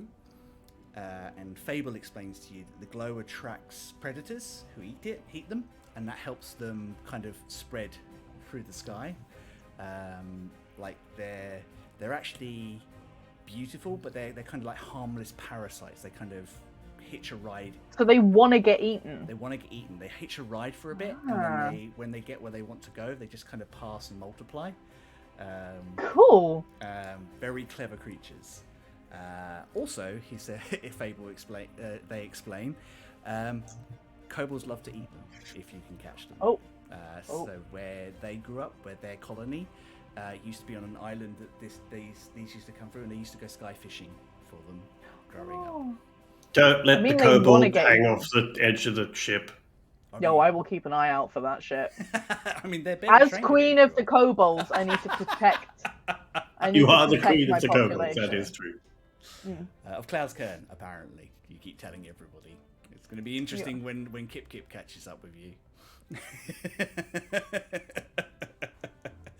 It's fine. Other than that, you kind of do see a drake somewhere in the far distance. You can't tell what type of drake it is. You just sort of see its shape kind of through the clouds. There's a call up onto the kind of just a note where it is, because drakes are unpredictable, like depending on how they're feeling and how hungry they are. Big drakes will eat a ship to get to whatever they need. Is there any sort of crow's nest on this ship? Not so much, because it's a smaller vessel. It's only Okay. You're kind of what would be classed as a small mercantile vessel. Like, is there like a roof or something I could get up onto? there is a roof which Mounting has got a goat my way up area onto. which you can use because it doesn't have a mast and sail. It doesn't have like a proper crow's nest, but it does have like a position where Dan normally when he's awake normally sits when he's doing calculations and things for the ship. I think I would probably be sitting up there. I would have like dragged the blanket up from my quarters or something, and I'll just be sitting like that, like a little babushka. Yeah, it does get quite cold. You kind of do notice that the crew have kind of proper night gear, like proper heavy padded jackets and things just to keep them warm. I've got my fabulous scarf that I bought from the Fey Market, and I've got. That's true. Yeah, which is I forgot about that. For the newer audience, do you want to describe what that looks like? What, my fabulous scarf? Yeah. Isn't it like Big. every bloody colour? It is, and colours that you've never seen before, and yeah, but it's like completely, like slightly imperceptible levels of colour. Yeah. All woven in together, and it's very, very long. Not very thick, but like very long and dramatic. It's one of those things that you can wrap around yourself to kind of layer up. Yeah, mantis shrimp colours, Rooney. Yes, exactly. Thank you, Rooney. See, you're in my mantis shrimp. Are like that's my jam. Yeah. The crew kind of like busy themselves through the night, and occasionally, every once in a while, one of them will go off and make a pot of coffee or something, or a tea, or at one point, one of them comes back with a big bowl of hot chocolate. And Fable climbs bowl of hot chocolate. Fable That's has correct. their break. They climb up into the area with you and offer you one as well. Oh. Because you're awake. Yeah, thanks. And I think that's when they describe like what you saw and stuff like that. And you have a really pleasant night. I think the crew, once they see that you're not going to get underfoot, they're kind of like, okay. I mean, your business. If you don't want to sleep, that's up to you. Yep. But then they're really cool about it, and they just let you kind of take up space and enjoy yourself. Dawn comes round, and I would like somebody to roll me a D6 for the journey. When? Sure. D6. 3. 3. Amazing. So day 2, as you kind of have breakfast and kind of you get to the point where your Compass Mentis rock, and Aisling has sat through Eugene to explain everything she saw at you whilst you're with the thing. Rock, I feel like you've gone into this routine where Rock is just like holds the finger up until he's ready to have the conversation. Yeah. Rock's just with his coffee like that. Okay, right, and then I did this drawing, and then I saw this thing, and then Fable told me about this thing, and then there were like these jellyfish things that Fable could eat, and they really like eating them, and they were like really little, and there were fucking tons of them. And I just go on like that for as long as Rock will let me. Some of this you pick up on you've seen in your journeys before, and you get to live that excitement of seeing them for the first time again.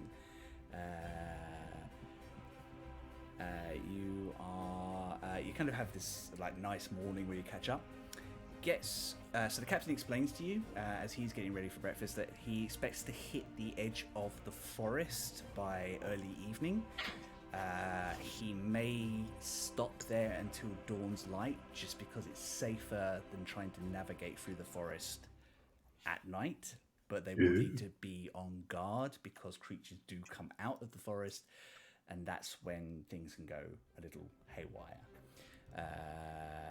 You kind of like the crew that are kind of getting ready for the day shift are kind of like, okay, yeah, that will make sense. And then there's the slow handover and stuff. And you have a day's worth of travel. As you get to about midday, you both see with your passive perceptions a huge metal vessel. Probably the biggest vessel either of you have ever seen. It is dull grey with red flashes, and it is shaped for like to your eyes, it looks like the jaw of a large dragon with like It's the fucking Fire Nation. From our perspective, it would be like a modern warship with like a big lower vessel and things like that, and a small deck on top. And just about from where you can see lots, and then we're talking like hundreds of tiny people running around its deck. Do I recognise the look of the vessel? Yeah, you know an Imperial man of war when you see it. Boy. That's not good. It is in its own airspace, and I think Davos very quickly confirms to you both that you are safely in free airspace at the moment. But Sudar does fly a little further around just to stay out of its range and out of its interest. And he just kind of looks at you and goes, to be honest, it's just better safe than sorry. Oh, no, I'm totally with you. If we can avoid getting anywhere near that, then that's all the better. That thing's huge. Oh, yes. Welcome to the Imperial vessels. They do things Oh. big and scary. It's so ugly. Yeah, I mean, they are pretty much designed just to intimidate, so, yeah. That one is probably not built for speed, so if it does take an exception to us, we can outrun it, but don't worry. I'd really rather not get into a race with it. Well, if they do come across, they have some explaining to do to Dakran and to Cloud's Cairn, so I doubt they will want to. We're still in Good to know. Free Nation space. Yeah. Yeah, let's just keep our distance. It kind of trawls behind, like not like at pace with you, just kind of keeping an eye on you for a little bit. And I think you can see sort of signals being passed back up and down the ship. And after about an hour, it just kind of, and I think Davos explains this to you is yeah, they're getting quite close to the border, and they are aware of it. So I think any second now they'll turn, and he's right, they do. Yeah, get out of here. Yeah, you better run. Yeah. I think Brock will probably stay on deck for that whole period, just sitting, but very much keeping an eye on the vessel. Yep. Yeah, and I think there's Slight chill down the spine as you haven't seen one of these things for a long time. They've changed the shape a little bit, but it's still as intimidating, which is, of course, the whole point. I think Rock's just very quiet. I think Akiza is probably one of the first people just kind of just squeezes your shoulder and goes, is everything all right? Oh yes, I'm perfectly fine. I'm just watching that monstrosity over there. It's, it's quite, it's just a little unsettling. I'm perfectly fine. How are you? Slightly bruised from yesterday, but in a good way. Oh, don't be silly. How are I'm your sure knees? Well, when you get to my age, these things are not quite as easy as they used to be. But I'm fine. I had a good rest. Yes, again, thank you for the sparring. That was very kind of you to humour me. Oh, thank you very much for the exercise. Young Felix this morning was very enthusiastic to copy some of the things you were doing. Oh dear. I mean, oh good. Well, he seems like he has a fantastic mentor in you, so I'm sure he will come along leaps and bounds. He'll be fine. He's a good hire. The captain likes him too. So we'll go far, I'm sure. Anyway, I'm gonna get some sleep. If they do anything weird, let Sudar know, would you? Oh, I most certainly will. They peel off after an hour or so, and the rest of your day is mercifully lacking in any other encounters. And it isn't long, kind of getting onto mid-afternoon, where you catch first sight of your destination for today. The floating forest of Malwind. I don't know what either of you are expecting, but what confronts you is beyond anything you could possibly have imagined. A absolute wall of green vines that you catch sight of miles and miles away. It's spreading like you almost think it's like a green mist cloud to start with, until like details start to kind of appear, and you can tell that there are thousands of strange creatures and drakes and birds flapping back and forth. You can see them from a distance. And as you get even closer, you see the vines and roots all gripping each other. And occasionally, just a little tree just spiraling off for a second before it comes down somewhere else. What? There are rocks, some of which do seem to have ether stone in them. You can see them poking out the bottom of the forest from where you've come, the direction you're coming from. And as you get closer, you do see a Daclanian patrol boat. Just a little one, smaller than your ship, but just doing a respectful distance and kind of gliding away from you. Just kind of heading straight out with flying the royal colours. And Sudar explains that's probably the garrison that is on the other side, just keeping things, because my smugglers do try and get through Malwind.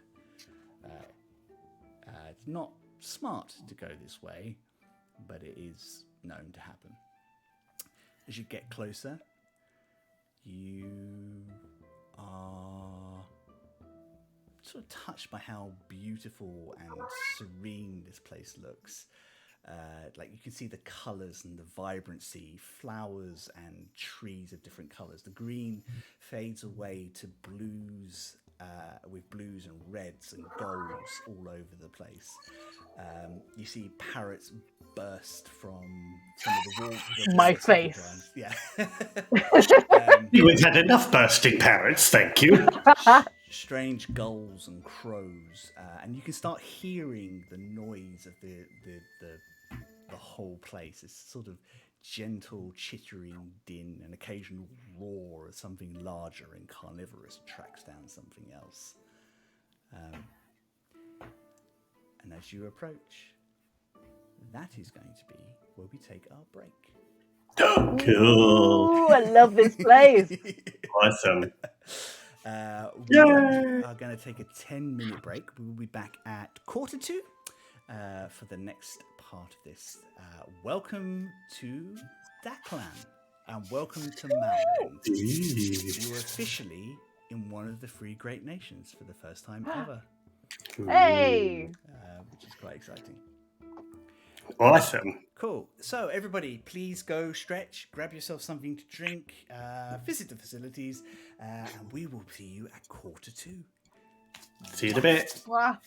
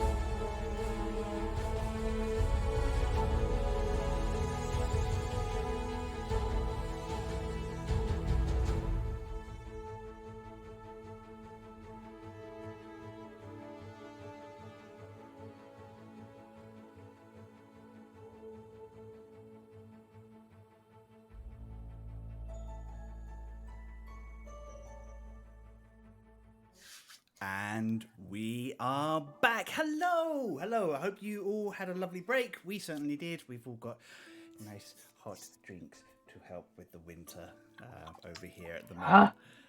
Good British cup of tea. Good old-fashioned Exactly. British cup of tea, like you do.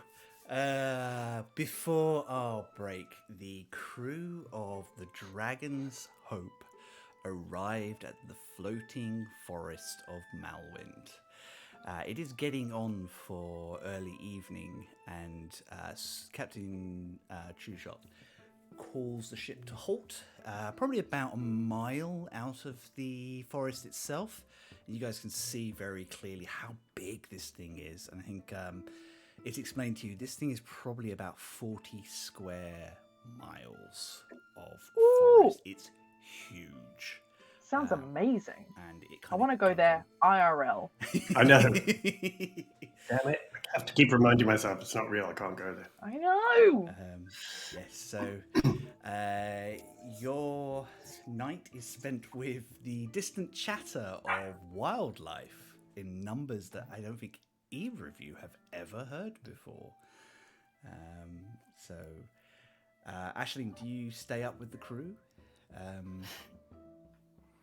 Yeah, I think so. I think even though she loves a bit of wildlife, I think the amount of it, because like you said, she's never experienced it before, she is a little bit like, safety in numbers, I'm going to hang out with other people.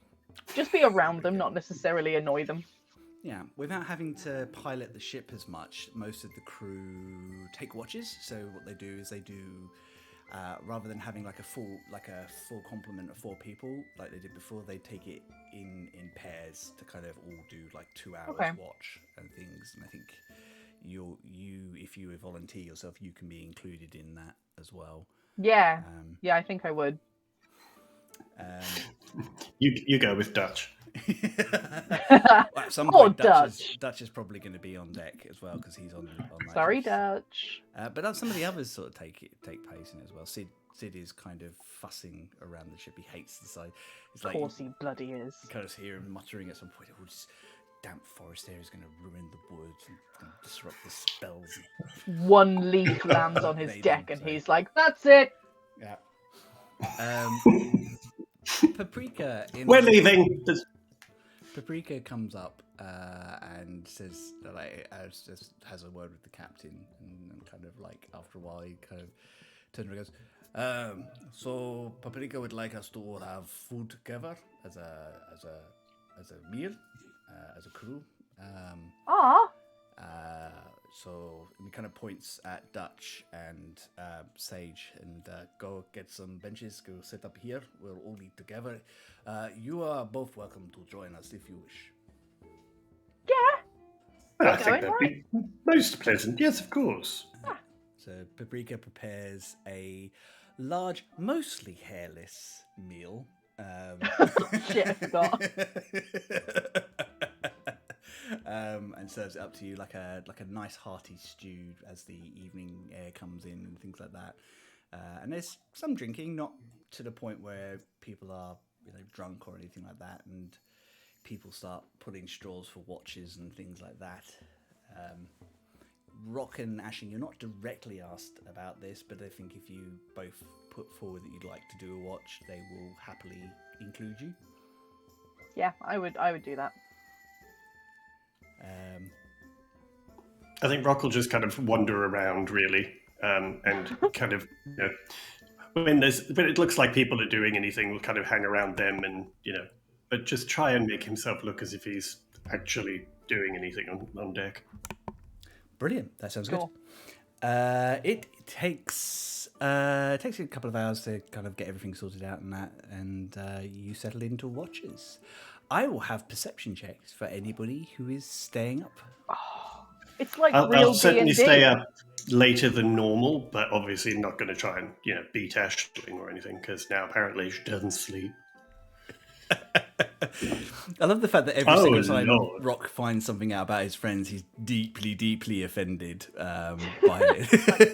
I can't believe they don't tell me these things. I can't believe you lot don't ask by this point as well, which is... Yeah. So what did you get? Charlie? I got a 14. 14. And Wayne? I got a natural 1. Natural 1. Okay, Oh, so Rock, you you're notice asleep. nothing. 14.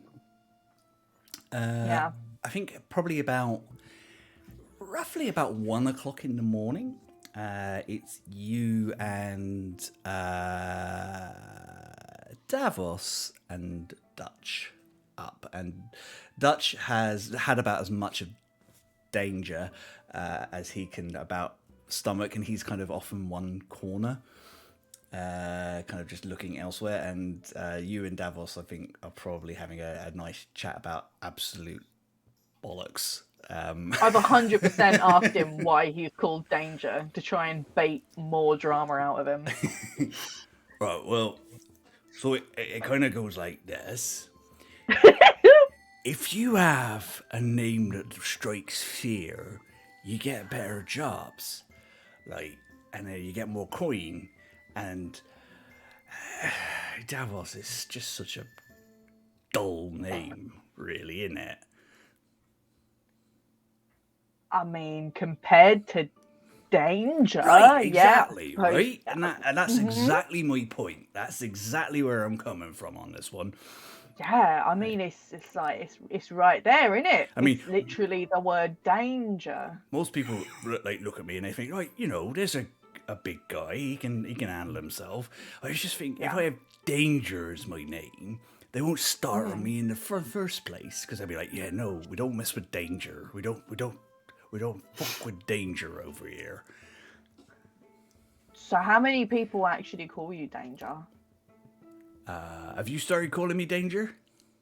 Oh, 100%. Then 3 that I'm aware of, but it's better than it used to be. You literally upped my average by 50%, I think. I don't do maths.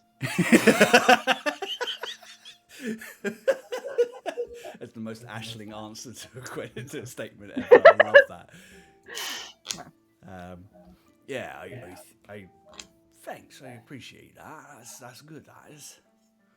Yeah, like it's your name. You can do what you want with it. Yeah. So yeah. I'm Davos Dan, human man.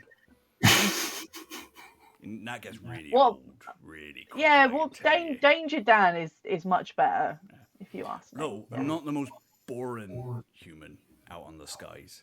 I'm much met this guy who's like literally human milk toast. It was really. I think we may have met.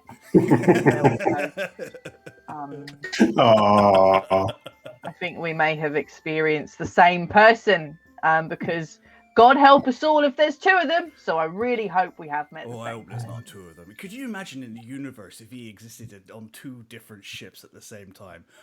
I'd rather not. I know I don't sleep, but I could find a way to have a nightmare about that. I reckon at least one crew would try and kill him. Yeah, just for the safety and sanity of all other sentient things, no, nothing big. Bless him. I think it's sort of roughly around this conversation that you, from the outer edges of the forest, you catch little tiny firelights, kind of at different points.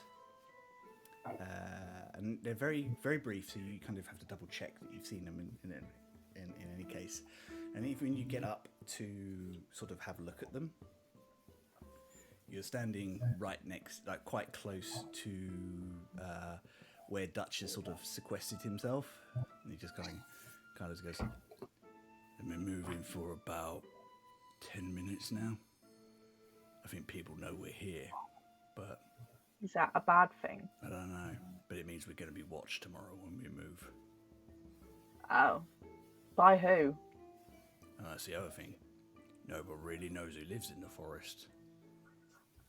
Fun. There's the druids, and from what I understand, there's other people.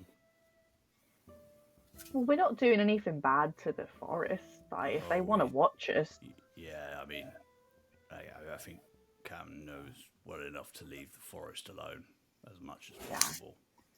Don't touch the forest. So if they live there, we're not. Touch you. Yeah. I mean, we just just passing through kind of thing. Exactly. Hopefully they'll be like, okay. Well, you two will need to make a decision whether you want to go over or under tomorrow.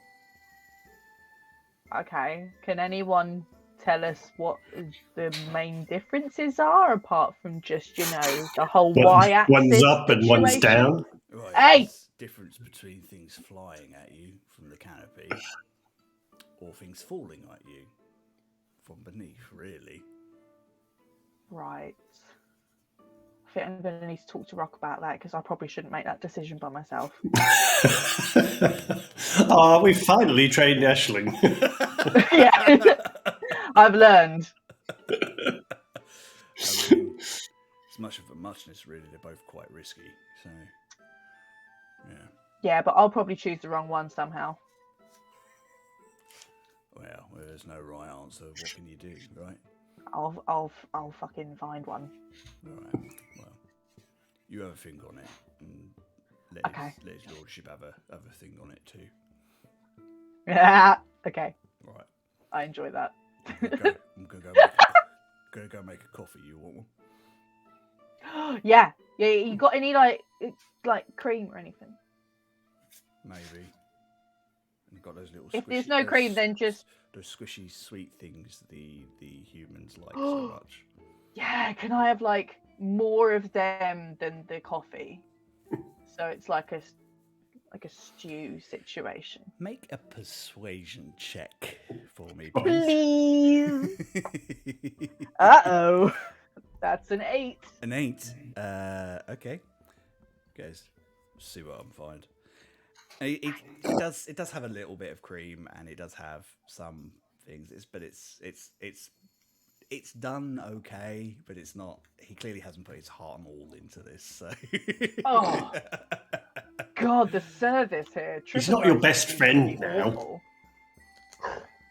Barely managing a conversation. You can't expect him to be your best friend. I quite like that, really. Soon. Yeah, he comes back with black coffee and a couple of mushrooms, marshmallows just dipped. Mushrooms? Mushrooms. Ew. Oh, that's what they're called here. They're mushroom mellows. Mushroom mellows. I like that. Yeah. Faye mushroom mallows. They're vegan. They get a big bag, and the trick is, if you get a mushroom, you might be in trouble. Yeah. Oh no. It's Are like they Russian trippy ones? roulette. Is this now Which like mushroom magic is hot what? chocolate? Ashling is Weird now face on the shit. deck, tripping balls. Uh-oh. Yeah, we don't mess Have with fun mushroom dealing with mallows. that. We don't mess with mushroom mallows whilst we're on duty. That's a game. Whilst for we're all on sure. duty. Yeah. Okay. Oh my god, Ashling's bad enough just on coffee. I really don't need her to be on anything else. Yeah, don't get me high. Jesus Christ. The evening, I think you kind of start watching these lights, and you do see that these things kind of do pass up like signal fires, just letting different groups of people know. And you count, there are at least 15 groups of people who are responding to one another, and just like, and I think as the dawn's light kind of starts cresting, I feel like you may just about make the shape of a couple of humanoid creatures pulling back into the forest's canopy as the day starts up. They're not on any sort of vehicle, they're just like... No, just standing in the woods. Just standing, watching you all from the edge of the forest. Rock will definitely take great glee in kind of telling anyone who's going to listen that, there are these stories of people and creatures in the forest that decimated giant ships of the Empire in history, and nobody knows really what they're like, and there are stories of monsters and terrors in the forest. And yes, Rock will definitely tell people those stories. Make a performance. Great morale boost there, to Rock. see how much you terrify the crew before they go into this good job. place. Performance, you say? A performance, yes. That would be a total of 27. A 27? Dude! That is Poor rough. people. So yeah, so I think I mean, it's not to terrify them, but it's dramatic. Yeah, I feel like Akiza and Sudar. No, they've probably heard stuff like this, and they're kind of like, yeah, you know, it's fine. And I mean, they think it's a really good performance. Sage and Felix are hanging off of every single word, and you catch the owlin fluffing up, like all her the crests of the back of the feathers on the back of her neck literally just kind of fluff out, and she kind of looks almost twice the size for a second. And like Felix, who's still quite young, is watching you with his saucer eyes, like, you know, like complete horror as you're telling this over breakfast. And I think Rock would probably notice, wouldn't he? Because he's so aware of his audience. So I feel like Aisling would definitely bloody notice. Yeah, I think Rock will kind of tell the story, and then kind of once he's finished doing the theatric, will realise that actually a couple of people look genuinely terrified. Aisling might have like kicked him under the table a couple of times, like, read the room. Yeah, the newer, younger crew are all looking at you as if and the captain as if to say, "Are we going to fucking die here today?" Yeah, and I think Rock will just kind of very quickly go into a kind of. But you know, that's because they were there to terrorize, you know, the people in the forest. I mean, as far as we've heard, if you leave the forest alone, the people there leave you alone. So I'm sure we'll be fine. I'm sure we'll be fine, despite what I just been telling you. Breakfast is wrapped up in an uncharacteristic quiet. Oops. Shortly after everything's cleaned away, Paprika has kind of got the last bits and pieces, scrapings prepped for like whatever they put them into. You are called onto deck by the captain. Right, so we have two choices. We can go above or below. Above. Oh yeah, Rock, I was very good and didn't make this decision by myself. Oh, right, okay. So good. So we have to make this decision. Yes. So above or below? It's your ship at the end of the day. So yeah, above we run the risk of some flying beasts taking exception and chasing us down. Below, we have risk of parts of forest that are not required anymore falling on us. Surely there's like fewer things that can see us underneath. Right? That is true. Have you done this before, Captain? Have you done this route before? I'll be honest with you. I normally go Duckland route because it's safer. Right. Well, I'm confident we do this fine. It's not a problem, but you need to be aware of the risks that we must take. Yes, of course, risks. I mean, there's always risks, aren't there? Good. So, Aisling, you think we should go under? Well, I feel like stuff chasing us from, if we go above, will chase us. Shit falling on us might fall on us, but it won't chase us. If we dodge it, it's just gonna fall, right? I know, but it's so much prettier above. Yeah, I know, Rock, but I know it's not very pretty if we're all like eaten by big parrots or whatever. Fine. That's not very pretty.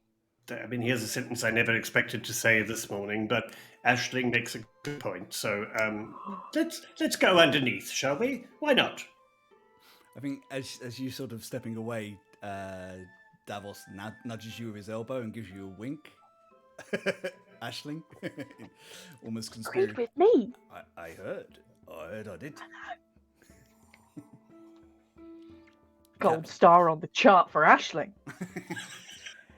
The captain starts shouting to the crew, and they start preparing the ship to descend. You notice that the nodules at the side, the crystals, are just sort of almost coming upwards very slightly. And slowly you do lower yourself. You can feel the static in the air kind of as it gets closer to the shield. You're going to be Ooh. the lowest I think any of you have ever, the closest to the shield that any of you have ever been. And one of the things the captain says is that he needs to maintain a fairly consistent height, because if you get too close to the sky shield, it can disrupt the aether crystals, it can be problematic. I mean, maybe it would have been useful to have that information before we made the decision, but no, but that's fine. Yes. Well, if we go too high, we run out of oxygen and we die. Good, great. These are both sounding really great options So, now. Anyway, Both death-based. Yeah. Okay. we've made the decision. Well, Aisling made the decision, but I mean, Hey, you agreed with it. Rock, being a more experienced traveler, you would know that there's always this risk with sky vessels. Like, you can't go too high, you can't go too low. You have to stay in the golden zone. Yeah. I think as we're kind of dropping, especially when we start to notice that kind of, well, I guess when we both realize that we're kind of getting closer to the shield than we ever have, I think I'm just going to say to Aisling, I think Eugene would have enjoyed seeing this. I know. Maybe we should have just brought him along. We should have said no. We should have told Uncle Pep, no, you cannot have Eugene. He's coming with us. Yeah, next time. Yes, next time we'll tell him. So the ship descends. You can see, and I think this is where you get the really good idea of how this forest stays afloat. You can see this root system kind of almost growing into other trees, and all these dangling roots that come far, far below. I'm picturing like mangrove trees. Yeah, but more kind of Because you're quite north. They're kind of almost like evolved into slightly fur type version of those sorts of things. Cool. And so instead of being up and straight, these are things like, you can see things like oaks and apple trees and things like that, things you would see on land, but they're also kind of covered by these strange twisted fir trees that kind of go up with these long roots.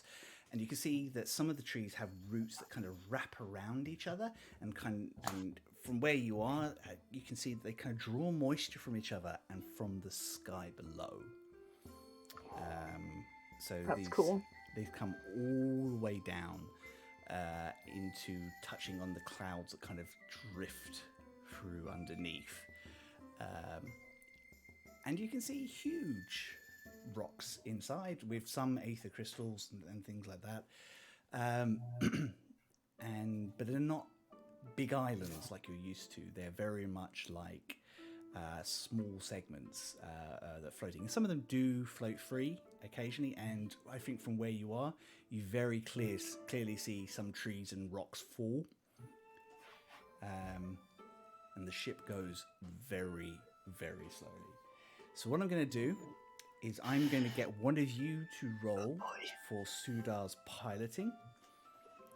And see how he does.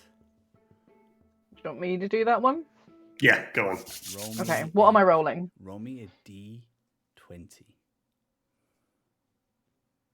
I don't even want to look at it. Oh, it's a nat 20! A nat 20! We do flips, we drift, we do all sorts of mad shit. It is this beautiful, smooth ride, and the wolf-like head goes back and forth, and you can see him sniffing the air and his ears twisting just to kind of catch every single small element that would give you any sort of edge. At one point, a huge rock slab falls from the forest, and the ship is almost already twisting away from it as it falls below, and you see it disappear. And I think everyone's like a bit, oh god, that was close. And you see it fall, and a ripple as it explodes off of the sky shield and disappears and ceases to be. How does it disappear? What does it look like when it disappears? Have a perception check, because I think most of the time you just kind of watch as the magic around the sky shield just evaporates anything that hits it. Yeah, I think I'm I've been very Yeah. tempted to like lob stuff off of the ship and see what happens, but Yeah, and I think because we're so close, I am now quite interested in the Sky Shield. So I got a Oh. 15. crap, 15. I got a Mhm. 7. 7. Aisling, you feel fairly certain that's what happens. This rock literally hits the sky shield. There's this ripple of energy and it disintegrates. But with a 15, I think this close, you notice that there is a small fragment that pierces and falls through, and it's quickly gone as the iridescent shimmer kind of comes back into place. Don't like that. But it falls out of sight, and you can just about make the the after. It's almost like an after visual, like that pinpoint you get when you look at a light too fast.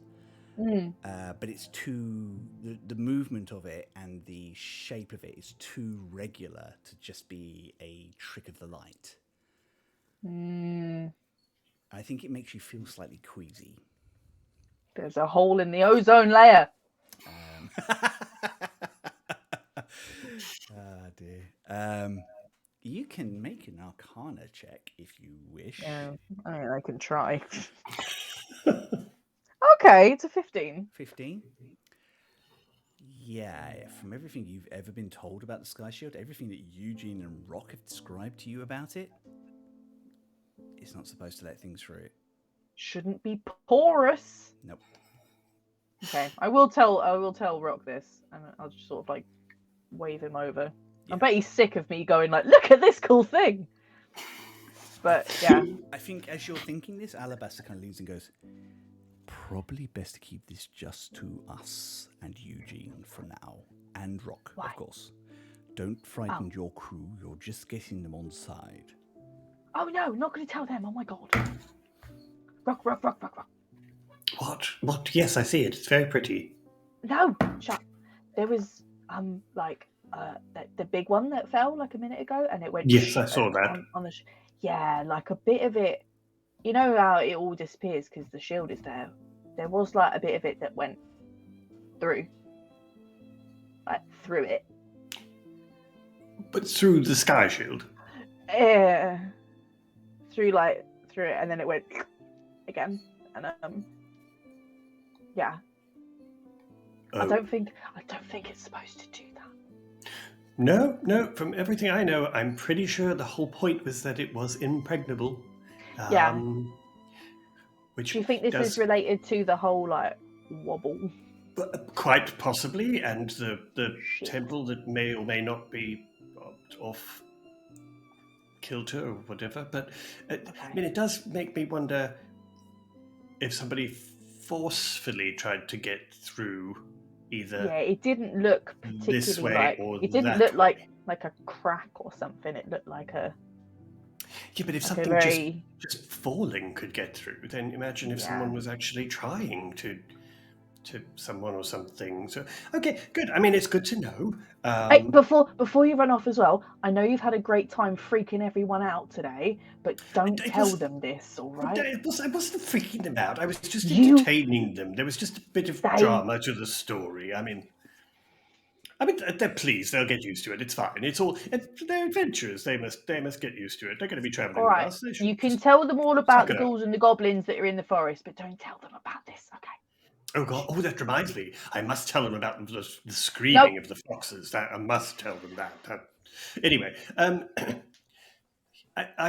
mean, it's good that we've seen this because we know that this happens, even though it shouldn't. So at least we can share that information. But I mean, I don't think there's anything we can do about it right now. So we should probably just keep it to ourselves, I guess, and. We'll just let each other know if we see anything else weird like that. Maybe? I'll make a note of where it was. And I think on my any sort of vague map that I've got of this area, I'm gonna keep track of where I saw it go through as close as I can. Because then I think if I see any others, I'll keep track of them too, just in case there's any kind of pattern or anything like that. And actually the forest is kind of, even though it's very hard to kind of gauge where things are because it's so twisty-turny and stuff like that, the one thing you Yeah. are noticing about it, it doesn't move a massive Ha! amount. So Good. it's much more mappable than, say, Oh. the floating islands around Cairn and things like that. That's good. I enjoy that a lot. Yeah, so you're very. It's still tricky to do, but you're able to kind of pinpoint roughly where you think you saw this happen. Okay. And I think you probably make a mental note to talk to Eugene. Oh, fully. A soon mental as you- and a physical note, just in caps. Tell Eugene. I think Rock, as soon as we've had that conversation, Rock is going to really kind of step up the vigilance and be literally walking from side to side of the ship, looking out for things that are falling. Yep. So my intention is to spot anything before it gets near the sky shield. So I would like to keep an eye out for that. I think Anything. Aisling might be chucking little bits of paper over the edge just to see what happens. I mean, they just go straight away. Like, Yeah. they I'm kind of enjoying that. They Rock, flutter down. put that I mean, look away. It's actually like, a good 20 or 30 meters below you or something. It might even be more than that, to be fair, but it flutters down ever so slowly, and I think you start to lose sight of it, and then you just see this little when it kind of hits this little tiny burst of energy. Tiny. It doesn't count as littering because it disappears. It's disintegrated. It doesn't count. Yeah, Yeah, it doesn't count. I'm keeping an eye on things that are not being thrown by Aisling. Make a perception check for me, please. Come on. Ooh, that's good. Perception. 16, 17, 18. 18, yeah. With an 18, you don't notice anything quite as big as that again. Like, you do see a lot smaller ones, but they just seem to disintegrate. And based by the description that Aisling gave you, that rock there was a lot of that rock. So it kind of, that's why. Well, everyone saw that big one, didn't they? Yeah, absolutely. Everybody saw that. You could literally hear the crew go when it passed, and the captain had kind of got them round it. So nothing kind of piques your interest in terms of, because you watch several of these small stones and plants fall in, and they just disintegrate how you expect them to. So you're kind of like, okay, so that kind of indicates that it's more about the mass of that particular rock than it was. Yeah. Not everything is going to be able to get through that, but that was particularly big rock. What you do notice is the shadowy form of a large humanoid watching you from the root system. Oh, phew. I thought you were going to say they were just floating around. That's It's terrifying. floating around. Watching us from above in the root system. Yeah, watching you from above in the root system. Like quite large, and you kind of estimate based on the distance, it's probably about the same size as a Goliath or a Firbolg or an ogre or something like that. Okay. Like some of the giant kin. And they're kind of too deep in shadow to see details, but you kind of get the sense of this quite powerful build that kind of watches you go. How big are their arms? Hard to say from here.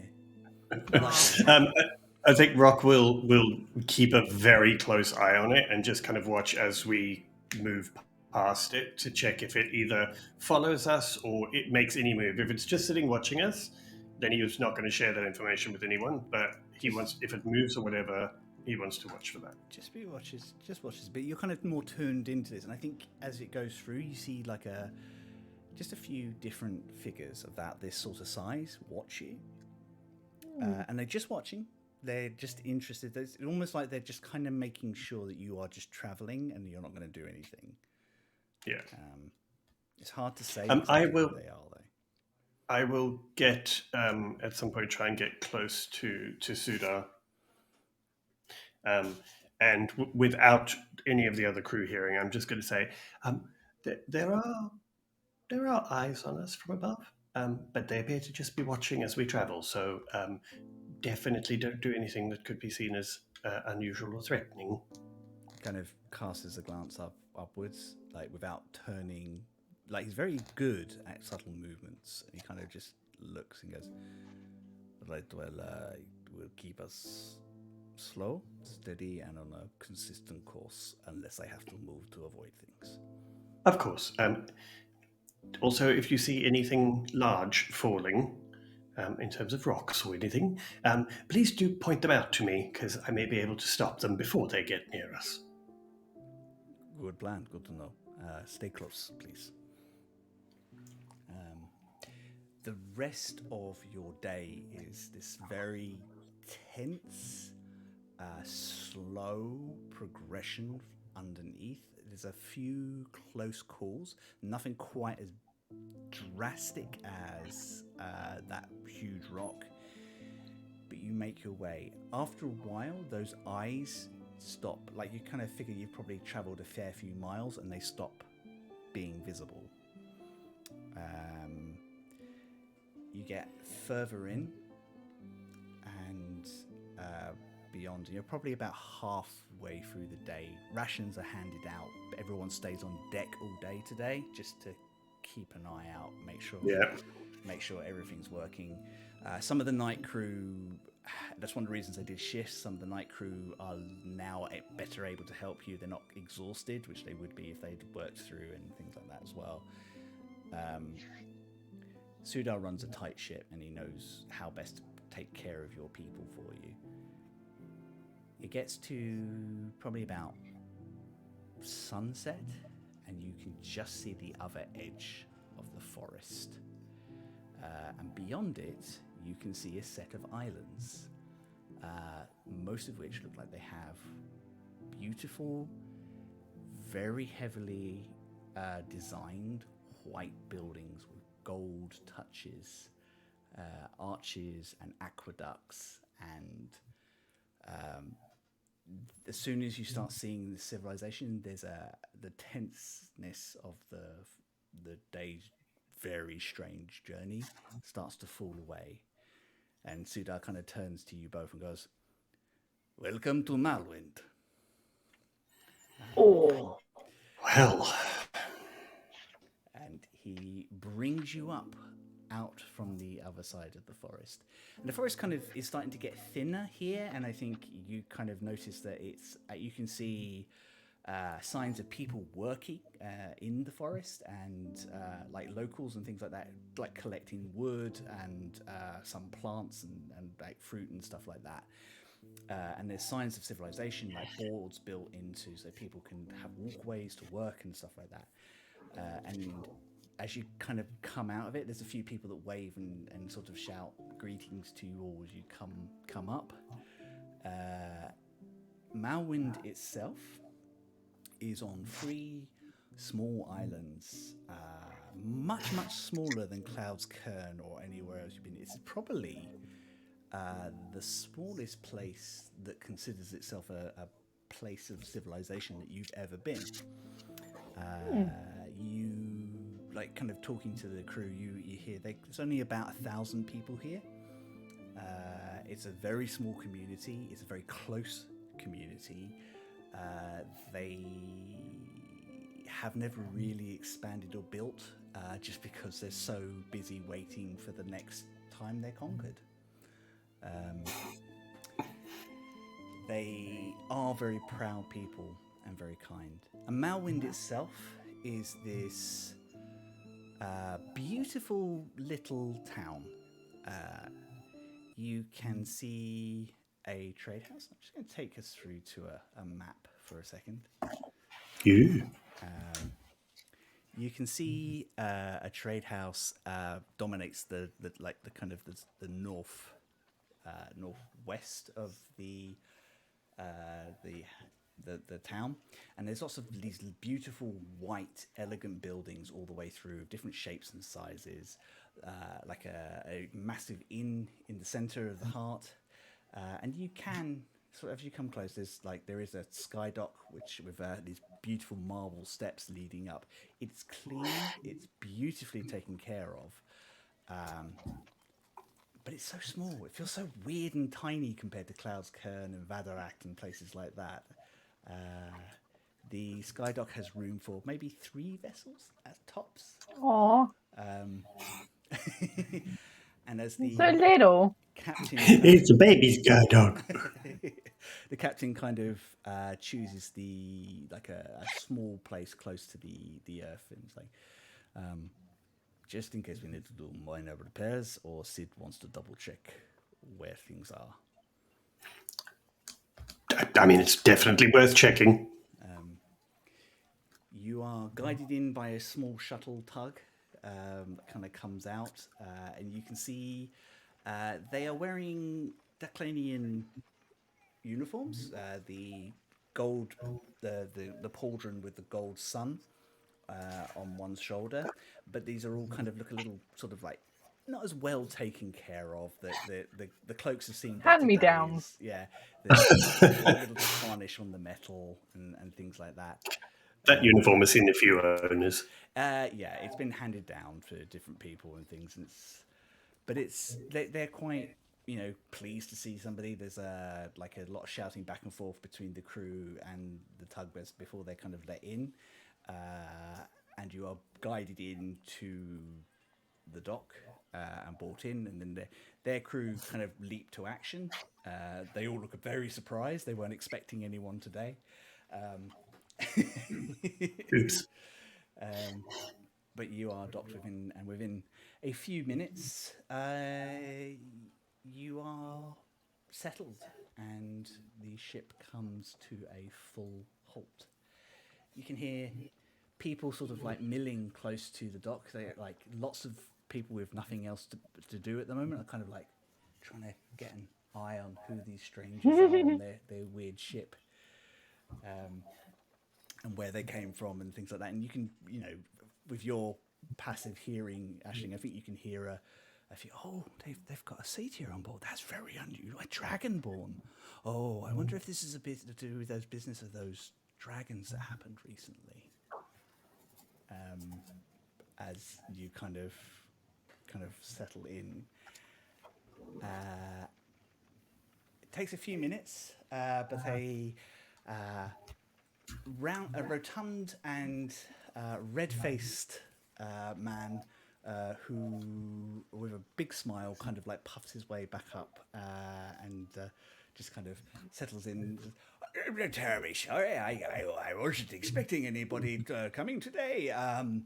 Hello, and kind of just shakes hands with different people. Like it's one at the point where it's like he's supposed to be like officially greeting you and kind of checking things over, but he's too busy introducing himself to every single member of the crew. My god! And it gets round, and I think it gets to Dutch, and Dutch literally just takes him by takes the hand by the wrist and guides him over to you two and the captain. And just as it's going, I'm supposed to talk to these people. You should probably just leave the rest of us alone. Love it. Hello, I'm Artemis Pry. I'm the dock manager here. I was not expecting anybody at all today. Should we have called ahead or something? Well, it's just not. I mean, it's not unheard of. It's just nobody really comes here without a purpose, and guess what? My business. Your business is my business, right? It goes. First off, I need to check your inventory to make sure we have nothing that shouldn't be bringing you into Edaklan. And then I need to ask some questions about your business here. Who are you here to see? What are you doing? Who are you? Okay. Things like that. Yes. Okay. Oh, well, I'm Rock, and this is Aisling, and this is our captain. Yeah. So, what are the other questions? We're here to see somebody who's invited us to come and have a look at a relic, an artifact.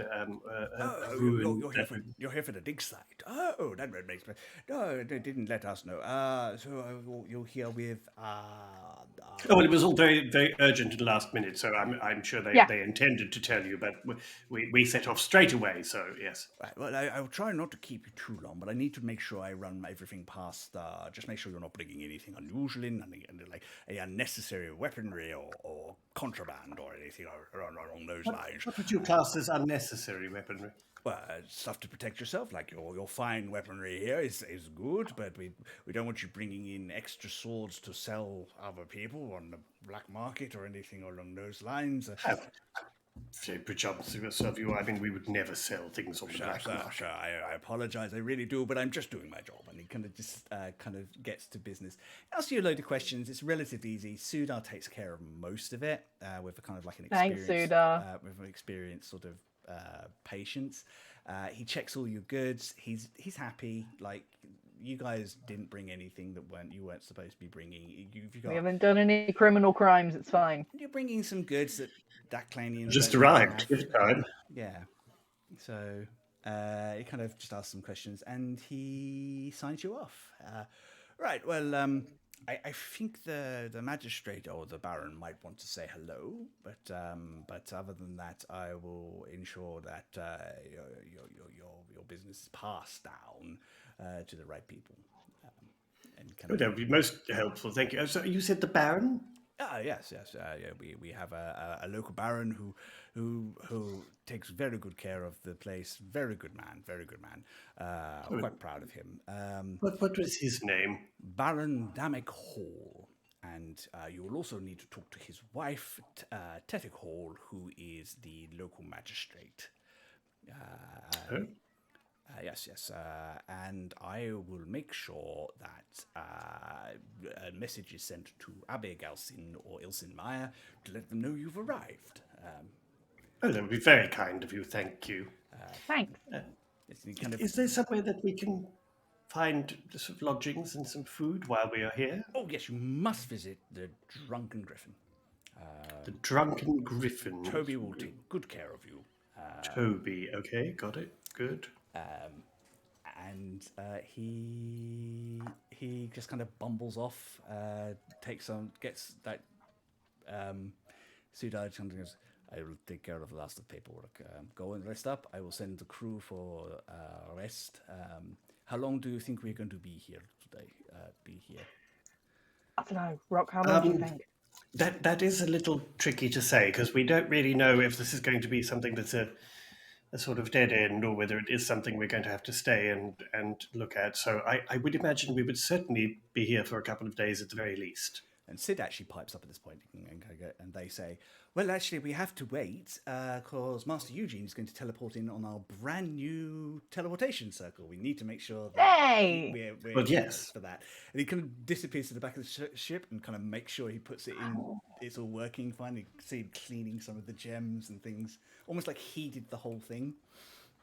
Or they did the whole thing. Well, now it's part of their ship, so they're fine. Yeah, it's their whole thing.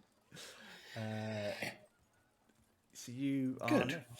There isn't a lot in this town, so you can quite clearly see where the inn is.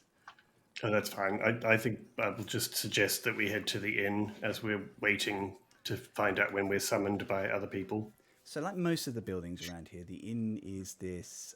oh, sorry. Yeah, before we do that, can I don't know what's appropriate, but can I slip like 10 gold to Sudar and tell him to treat the crew to a drink? Yeah, you do that openly. I think Sudar's comfortable with doing that.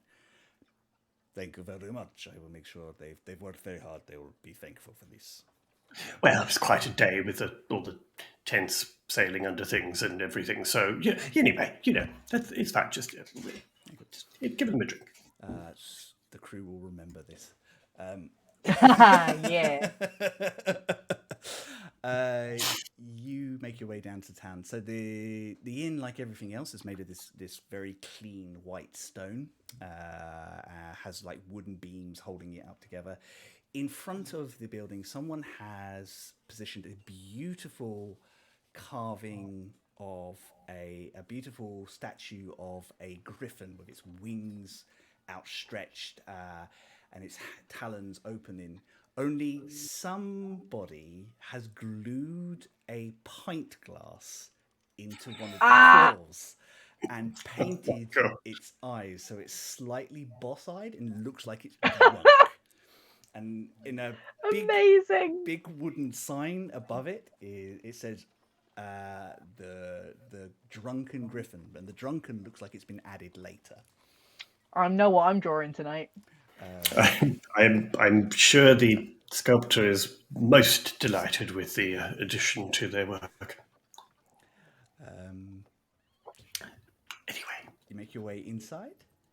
Oh, yes, and as soon as Yeah. we're in, I'm going to look for anyone who's working there. So you step inside and you're greeted by a warm, gentle, what you would probably for British viewers out there is what we would call like a really nice country pub, but ever so slightly better organized. So it has all the same things like the farming utensils and the work tools and things on it, but they're all framed elegantly Oh. with little plaques that tell you who donated them and who they were to the town. The place is clean. It's warm. It's actually quite busy. Like a fair few people having it's early evening, so there's lots of people kind of finishing up for the day, having. Oh, shit, we didn't book a table. But this space. Oh, don't be silly. We have a name. It's fine. We'll get a table. A very elegant looking human with beautiful dark blue black hair that kind of is like cascading in curls down to their waist, and a wonderful beard that is again very beautifully kept, all of which is decorated with these beautiful tiny blue ribbons. Just kind of pretty. like wafts through the room, looks at the pair of you, go, "Oh, wonderful newcomers! I do like newcomers.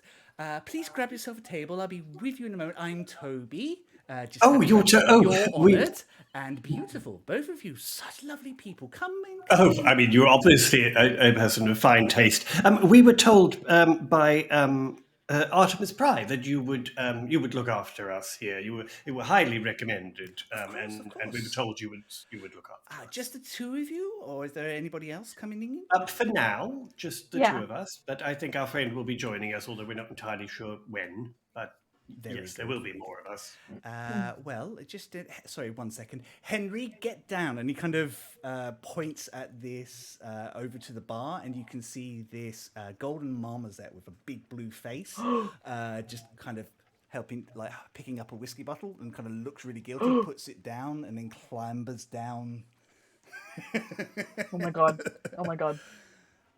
Monkey in the pub. Sorry about that. Not at all. Best It's friend, most boon entertaining. companion, ever so naughty.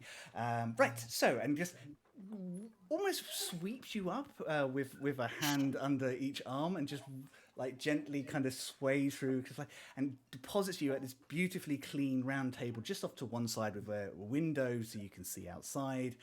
Lights a candle, just sets down some, almost like just kind of. This is nice. Comes out. Isn't it? I mean, we should find some more places like this. I mean, we really should. This is. This is what we deserve. This is good. Right. So, what can I get you? What sort of things? And he kind of looks and goes, "I do like to try and guess." And kind of thinks for a second. Now, you strike me as the adventurous type, and he kind of just gently touches your hand very, very gingerly, Rock, and goes, "So how would you like to try some of our local mutton stew?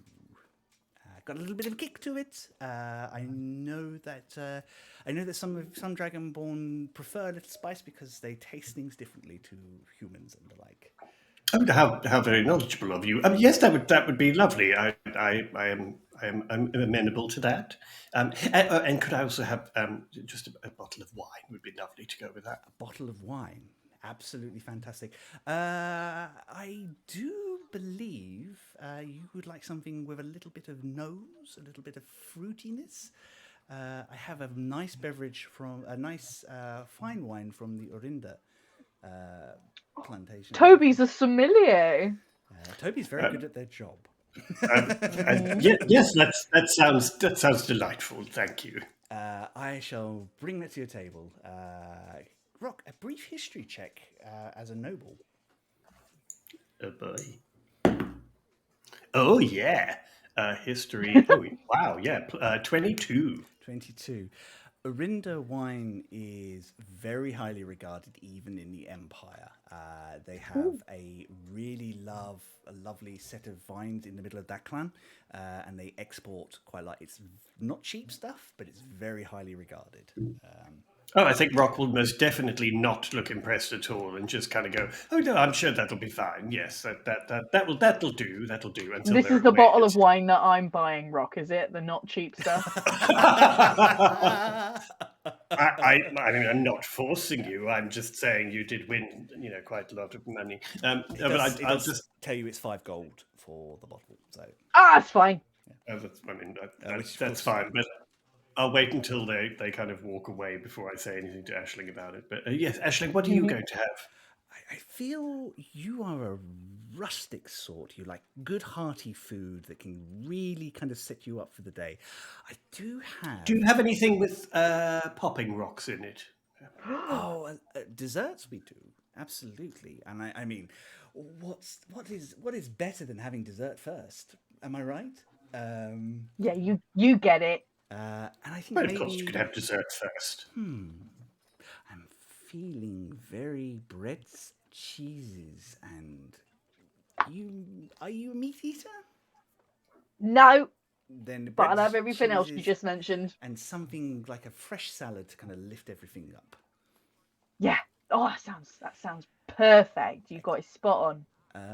Amazing. And what do you fancy to drink, or will you be sharing your wine? Nah, I think that's. Yeah, I think Ashley's just like, no, I won't. Don't worry, it's fine. I'll have like a big old something really honey based, big meaty type thing, please. Ooh, I have some beautiful mead in at the moment, so I will just get you some just a nice solid group of that. Excellent. Bear with me. Maybe a few minutes. I'm quite busy at the moment, but I will get to you as quick as I can. Thanks. And off they That's go. very nice. As soon as they're gone, I'm just going to say to Aisling, "Oh, that wine is very good. You should try some when it gets here. It's very sought after in the Empire. They lots of posh people drink it. It's very good. You're gonna let me try the posh wine? With a small amount, yes. Okay. Small. Just don't tell Eugene. It's like a otherwise... special treat. I feel like a kid that's been told they can have a shandy. I'm like, oh. Well, don't tell Eugene, because next everybody will want to try my wine, which is not going to happen. Okay, I won't. I'll just have it just to myself. Anyway, where's that monkey? He looked fun. I know. The monkey is actually, as you can see, Toby's back behind the bar talking to a couple of the locals, and the monkey is on their shoulder and just kind of playing with a couple of the bows and then just untying them and then tying them back up. And you kind of see that they kind of reach down into Toby's like shirt pocket and pull out another one and tie that in as well at a different random place. Oh my god, I love it. No, you can't have. Please, No. please. No, Please. you have Please. enough. Clementine would be most hugely offended. Yeah, but Clementine can't come out for adventures. What if I got like a really little one? Well, maybe Eugene could make you one that could come with us. I mean, Okay. I mean, you have your tome. If Eugene has Find Familiar, you can learn that spell. That's true. what are you thinking? Why have you got that expression on your face? Nothing. You're talking to him again, aren't you? Yeah. No. Okay. you know I don't believe you, don't you? Yeah. Yeah, good. Okay, Yeah. as long as we know. Yep. Anyway, I do wish Eugene was here. When is he getting here? I know. It feels weird, doesn't it? I know. I mean, I had lots of questions about what was sort of happening with the Sky Shield and the forest and everything, and Eugene's usually quite sort of useful to have around because he has the books and can tell you stuff and things. I've got so many things that say "Tell Eugene" on. Oh, really? I have a few notes, but I just wrote "Ask Eugene" because I have Oh. no idea.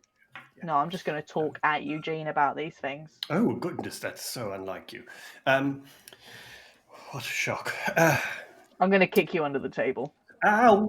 So we're going to see this this dig tomorrow, then I assume. Yeah. And I wonder if it's going to, if the one that you were in was one of the temples. Do you think that this one's going to look anything like it? I don't know. I don't know. Maybe I'll open some more secret doors by accident. Oh, good. And then maybe someone will try and kill us because you did that again. It wasn't. It's not directly. I mean, it wasn't. Maybe. You know what? Probably I not. take that. I take that back. Given the sort of incidents in the last few weeks, I'm the last one who can talk about people trying to kill them. So I That's take a very it good back. point. I apologize. Yeah, it's not just me. Is Rock okay? No. He's not, is he? No. Roll a quick wisdom check. Wisdom saving throw, please, Ashley. A save? Alabaster, what are you fucking doing? That was a nat 20, which is 28 total. Oh, lovely. Holy crap. Y'all ain't getting in here.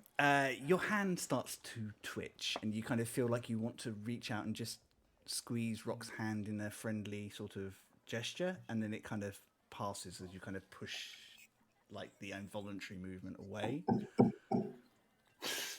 Well, even though it was involuntary, I don't like the involuntariness, but once that's gone, I feel like I would just do it anyway. Yeah. But so long as it's me doing it and not someone else trying to do it. It doesn't feel like Alabaster is trying to take over. It's more along the lines he's done this out of genuine concern and without even thinking about it. Okay. Yeah. I think as soon as Ashling does that, Rock's just going to go, what are you doing? Well, you're all like, you're not, you're a bit. You're not okay. You're a wee bit worried, aren't you? I'm fine. Why are you holding my hand? I'm not a child. I'm going to squeeze it really hard and be like, you've got to stop with that nonsense. Oh, stop it. Just behave yourself. No. Don't. Right, I will tell Eugene you misbehaved. That's fine, because Eugene's going to bloody agree with me. You can't keep just... What? You can't just keep gliding through pretending you're fine, you know. You're going to explode. Well, I told you it's all very annoying and very unsettling, but what do you want me to do? Cry in a corner? That's no, you can talk. There's a wonderful grey area between utter breakdown and mild inconvenience. Grey areas are very dull. So, all right, fine. Big, colourful rainbow area in between total breakdown. What do Dragonborns even look like when they cry? It's a very interesting concept I haven't come across. No, don't. You're not going to make them cry. Don't be mean.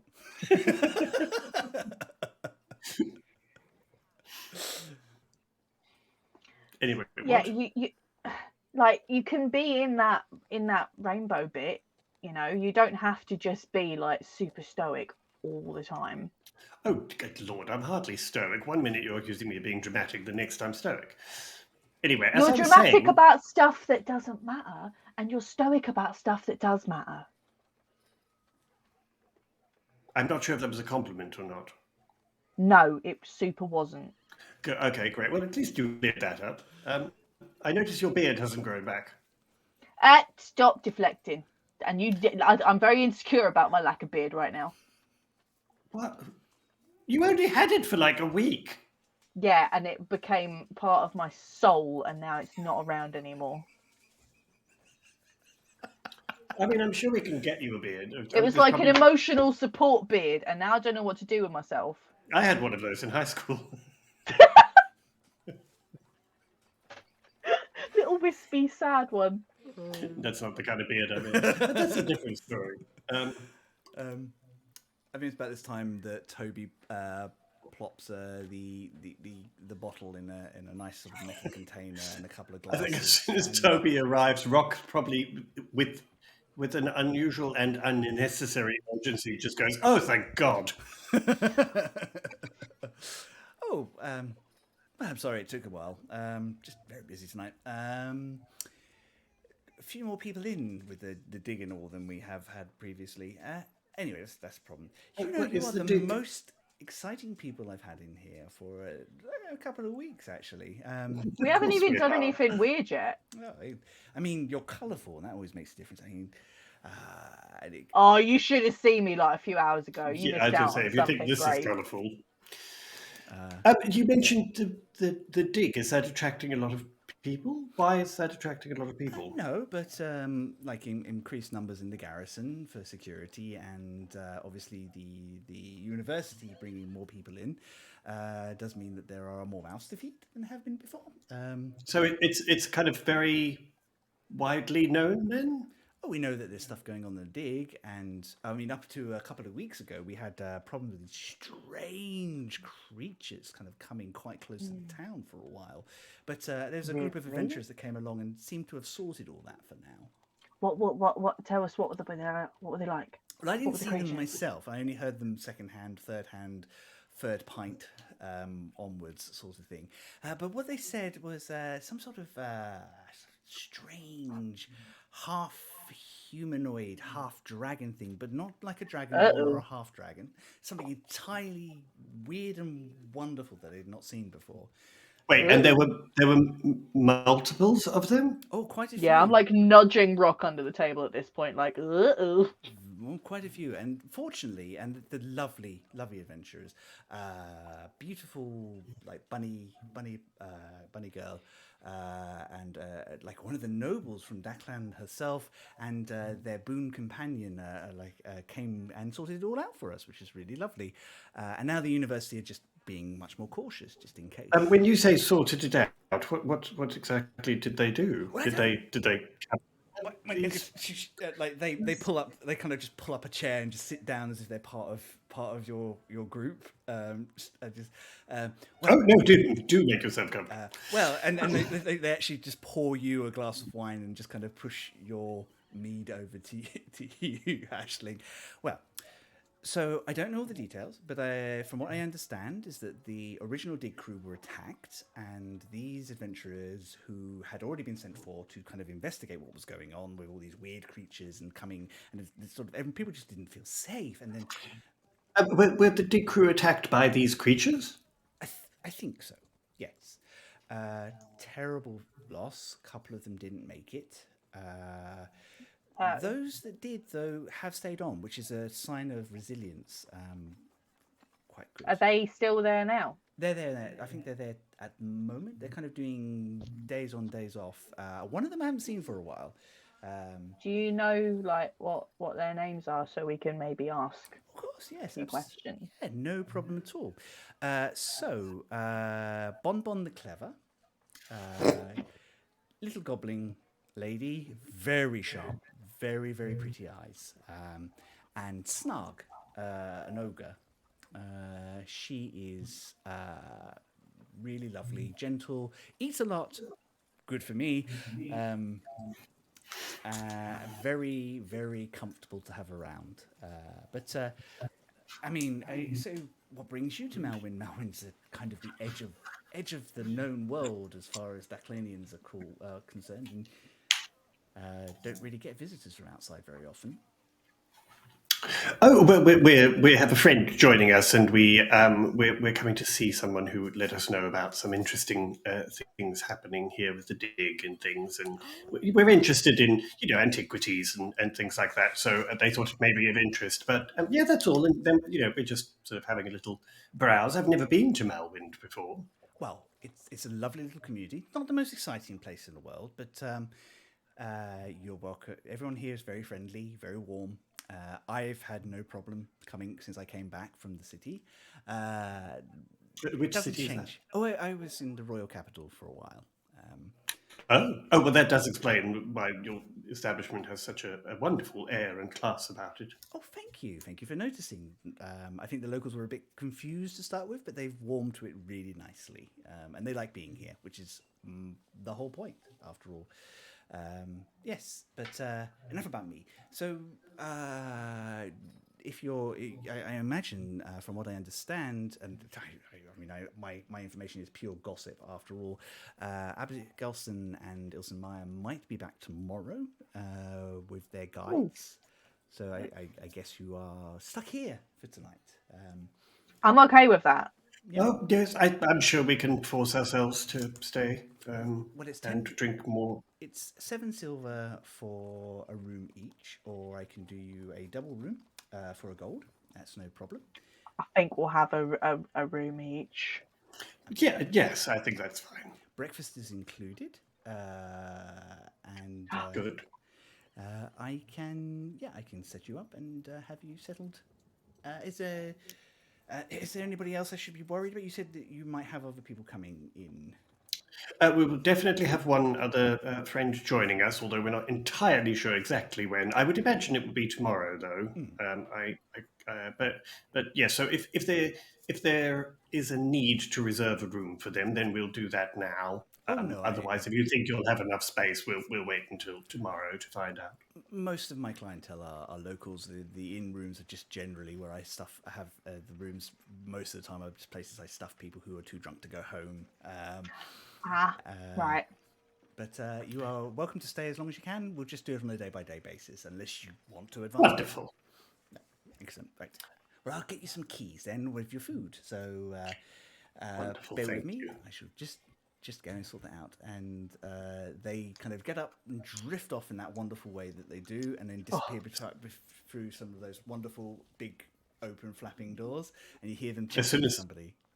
As soon as they're out of earshot, I'm going to say to Aisling, I thought they were going to say that's where they stuff the bodies. Yeah, I thought they were going to say that too. I wasn't sure where This they were place going all with that. seems too nice. There's got to be something weird. I know, they all seem very pleasant and it's all very clean and sort of... Like nothing is sticky. I know, it's very odd. I walked across the floor and my feet didn't stick once. Oh. It's very, very unusual. I realise this is probably going to sour the mood ever so slightly. However, do keep an eye out for that person that you encountered, the one who turned on you at the last dig. Oh, yeah. Yeah, I will. Because I just had a thought. If this is widely known that there is a dig here and someone else has put 2 and 2 together and thinks this is one of those, there is a chance that person may be here again if they are working with the Embers about this whole thing, although I still don't know why or what's going on. But anyway, just a thought. Do keep an eye out. Yeah, no, I 100% will be doing that. Make a base intelligence check for you, for both of you. It's not a huge IDC. I am checking how intelligent Aisling is. She is a wisdom build, okay? It's smart off. 14 for me. 14? An 8. Okay. Rock, I think it does occur to you that although you don't really know exactly what the Embers are up to, or what Pyron or Ashen's plans are, you might be in a bit of a race to find these places. Yeah. I think it's the first time that idea has settled into your head. Yeah, I'm probably not going to express it like that to Aisling because I have just pointed out that the person who tried to murder her may be around. So I think that's probably enough to put her on, Just one, yeah. to be vigilant. Yep. The food arrives. It's hearty, very well cooked. It's not the fanciest fare that you've ever had, but it's really well prepared and it's really nice, solid food. You kind of have some quiet to yourself at a couple of points. Henry comes to try and pick through your packs and things like that, and as Toby just runs past, they just sweep them up in their arms and just carry them off. I'm definitely going to feed Henry any sort of pieces of bread or anything. If they come past us, I'm totally feeding the monkey. I think you catch sight of a couple of the other locals doing that as well. This is probably like Henry's life is very much like I eat. How is Henry not a very fat monkey? I know, I was thinking the same thing. Probably get the impression this is how he eats. It's got to that Oh, point. wow. Yeah, it's probably got to that point where like Toby's like, well, I saw you eat all that food today. You kind of don't want to overeat on other stuff. So No. Toby dotes on this monkey as well. It's clearly they're very close.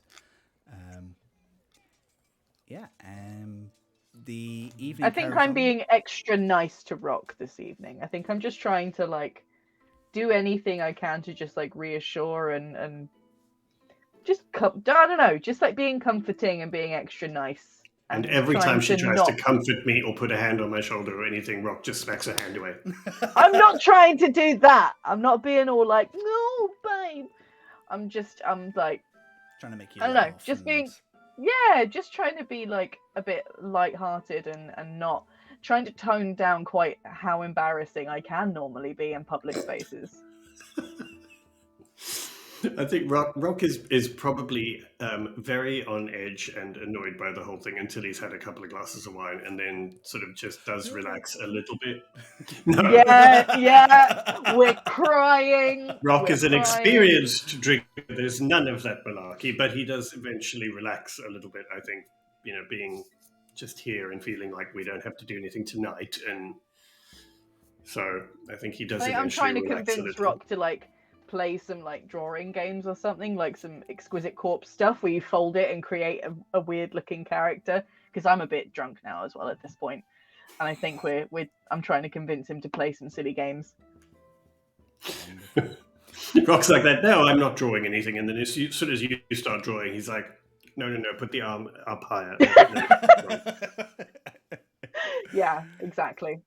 Dear. Your evening is nice and quiet. At some point, your crew come and join you for a little bit, and there's sort of drinks and conversation. And congratulations on what was definitely a very stressful day for everybody involved. No one got squished. No one got squished. Most of them are sleeping on the ship.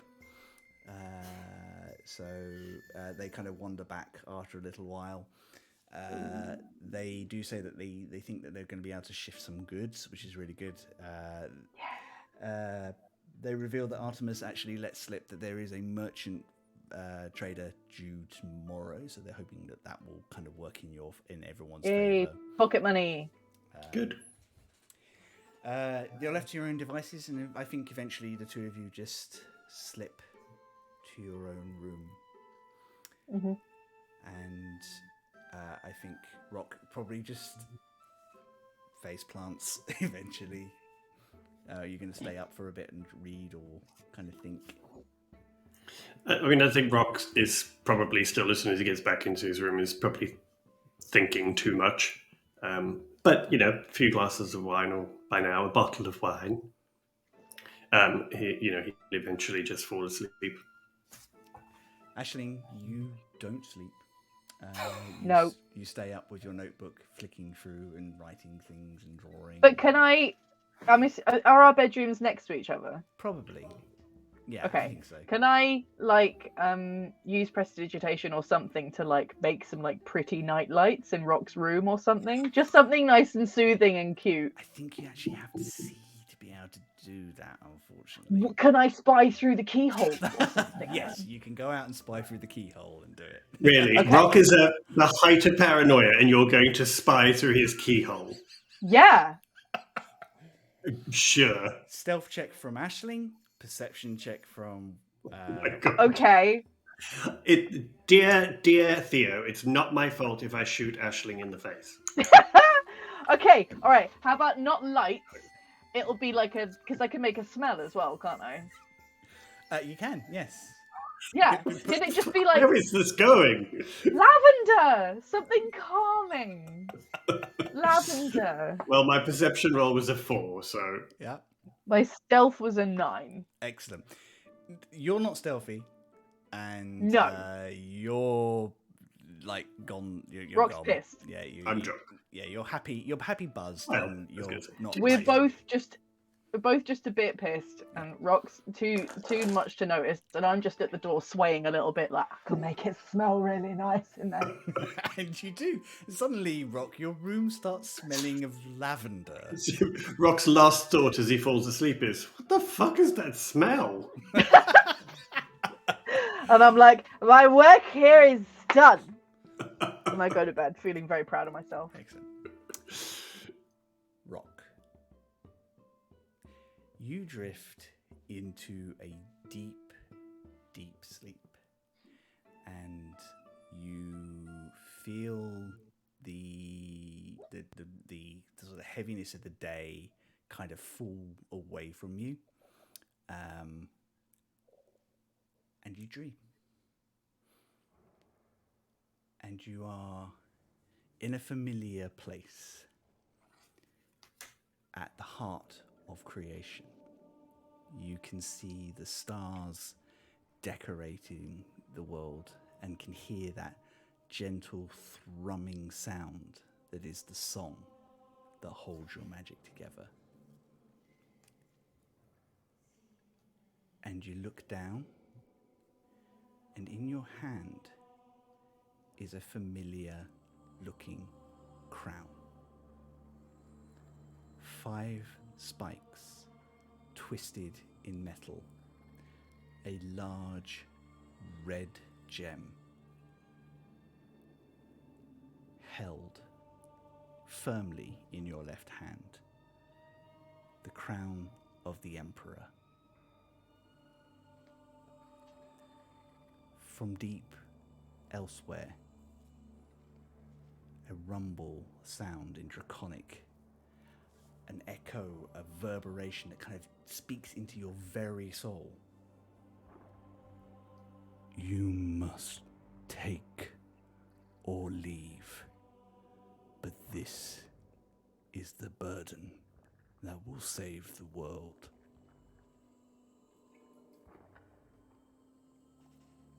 And that's where we're going to end tonight's episode.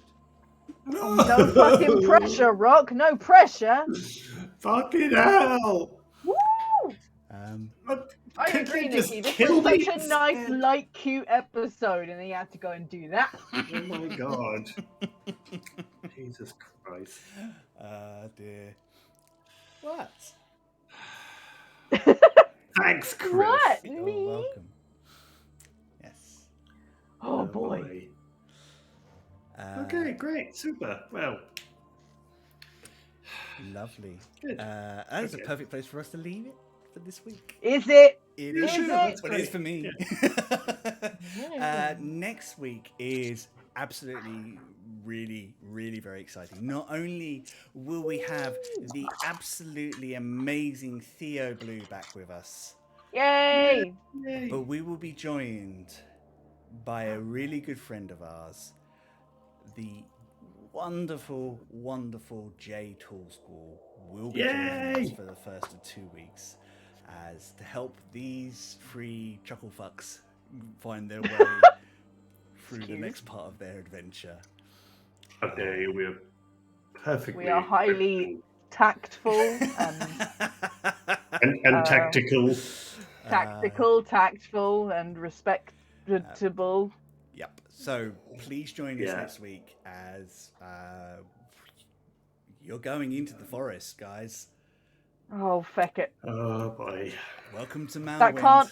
It can't go wrong. Everything's gonna be fine. Can't it? What could go wrong? Why No. would anything go wrong? This is a No. game where everything goes fine. This is a Zen game. Yep. Totally. Yeah. Excellent. Right. Well, that just leaves us to wrap up for tonight. I am going to ask my wonderful cast to tell you where they can find where you can find them, where they can find you, where can they find we you can guys? find you. How can we find you? Don't We're coming look out after the window you. now. Where Oh, Lord. you can find them and what they have coming up. And I will start with Wayne. Hi, everybody. You can find me on the socials as WayneFic01 or on my website, which is waynefic.com. So please do pop past. If you don't follow me or anything, just give us a follow or just drop me a message if you don't want to follow. And say hi, because that would be lovely. And just wanted to say thank you to everybody for joining us today and always. Honestly, it just means so much to us, and it's so lovely to have you guys here with us. It's such a highlight and such a joy and an honor to do this. So thank you to everybody from my little heart. Yeah, that's about it. Amazing. Thank you so much. Charlie. Yeah. All my stuff is at charlievince.com. That's where all my socials live as well. It's mostly just Instagram at the moment. That's where all the cool stuff lives. I put pictures of my dog in the stories, so if that helps sells it to you, then it's worth it. And your Twitch. Oh yeah, I do occasionally do actual things on Twitch by myself, which is just drawing weird Crazy. stuff. Yeah, I know. We were drawing an awful lot of dogs last time. It was great fun. Yeah, so come hang out. Come give me a follow on Twitch, and then you'll see when I'm going to be streaming next, because I don't know when it'll be. Yeah, I think that's about it for my stuff. I echo what Wayne was saying. Thank you everyone for coming and watching, and I'm glad that you enjoy our weird shit. And also, hi mum, love you mum, of course. Hi, Hi, Chad's Chad's mum. I think we're closer this week. We'll get back into that 3-part harmony that we're going for. Yeah, come on guys, we've discussed this. Sorry, Chad. I have a couple of small shout outs. I would like to just give a shout out to Rooney Runes and Sweet Poison, who are in chat at the moment, who went through Malwind as part of a one-shot that we did with them, and kind of helped me flesh out all this part of the world, and some of the backstory that you kind of have touched on already. Champion. I haven't even been able to listen to it. Nope, but you won't be able to until it's not going to ever go public because it's a private game. But I might let these guys have a chat if everyone is comfortable with it. That's so cool. They were really, really Thanks cool. for the They're wine, wonderful Sweet. characters. Very cool. Oh my god, that's amazing, Sweet. Yep. Orindas are our Sweet's characters family. Cool. That's cool. I have been Chris Mepham. You can find me on the social at Chris Mepham RPG everywhere now. Whether those sites exist or not in a few weeks' time, I cannot tell you, but I will carry on. What could you being there. possibly be referencing? If you want to keep up on what's going on, you can find all some other hero socials and my socials on my card, which is chrismepham.com/links. I do have some holiday commission slots open at the moment. If you would like some character art, drop me a line and we can talk about what we can do. I'm happy to help out. Other than that, do check out our friends Dice and the Slice, Wicked Game, Storytellers Tavern, and do go and support Hedge and the Misadventurers League. They are all wonderful people. We love them very much, and we love you very much. Thank you so much for coming. I can only echo what Charlie and Wayne have already said, particularly double because it's mostly my weirdness that you're putting up with. So we love you very much. We will see you next week. We're very excited to keep this going. Have a wonderful week. Take care of each other, and just see you soon. Bye. Love you, bye.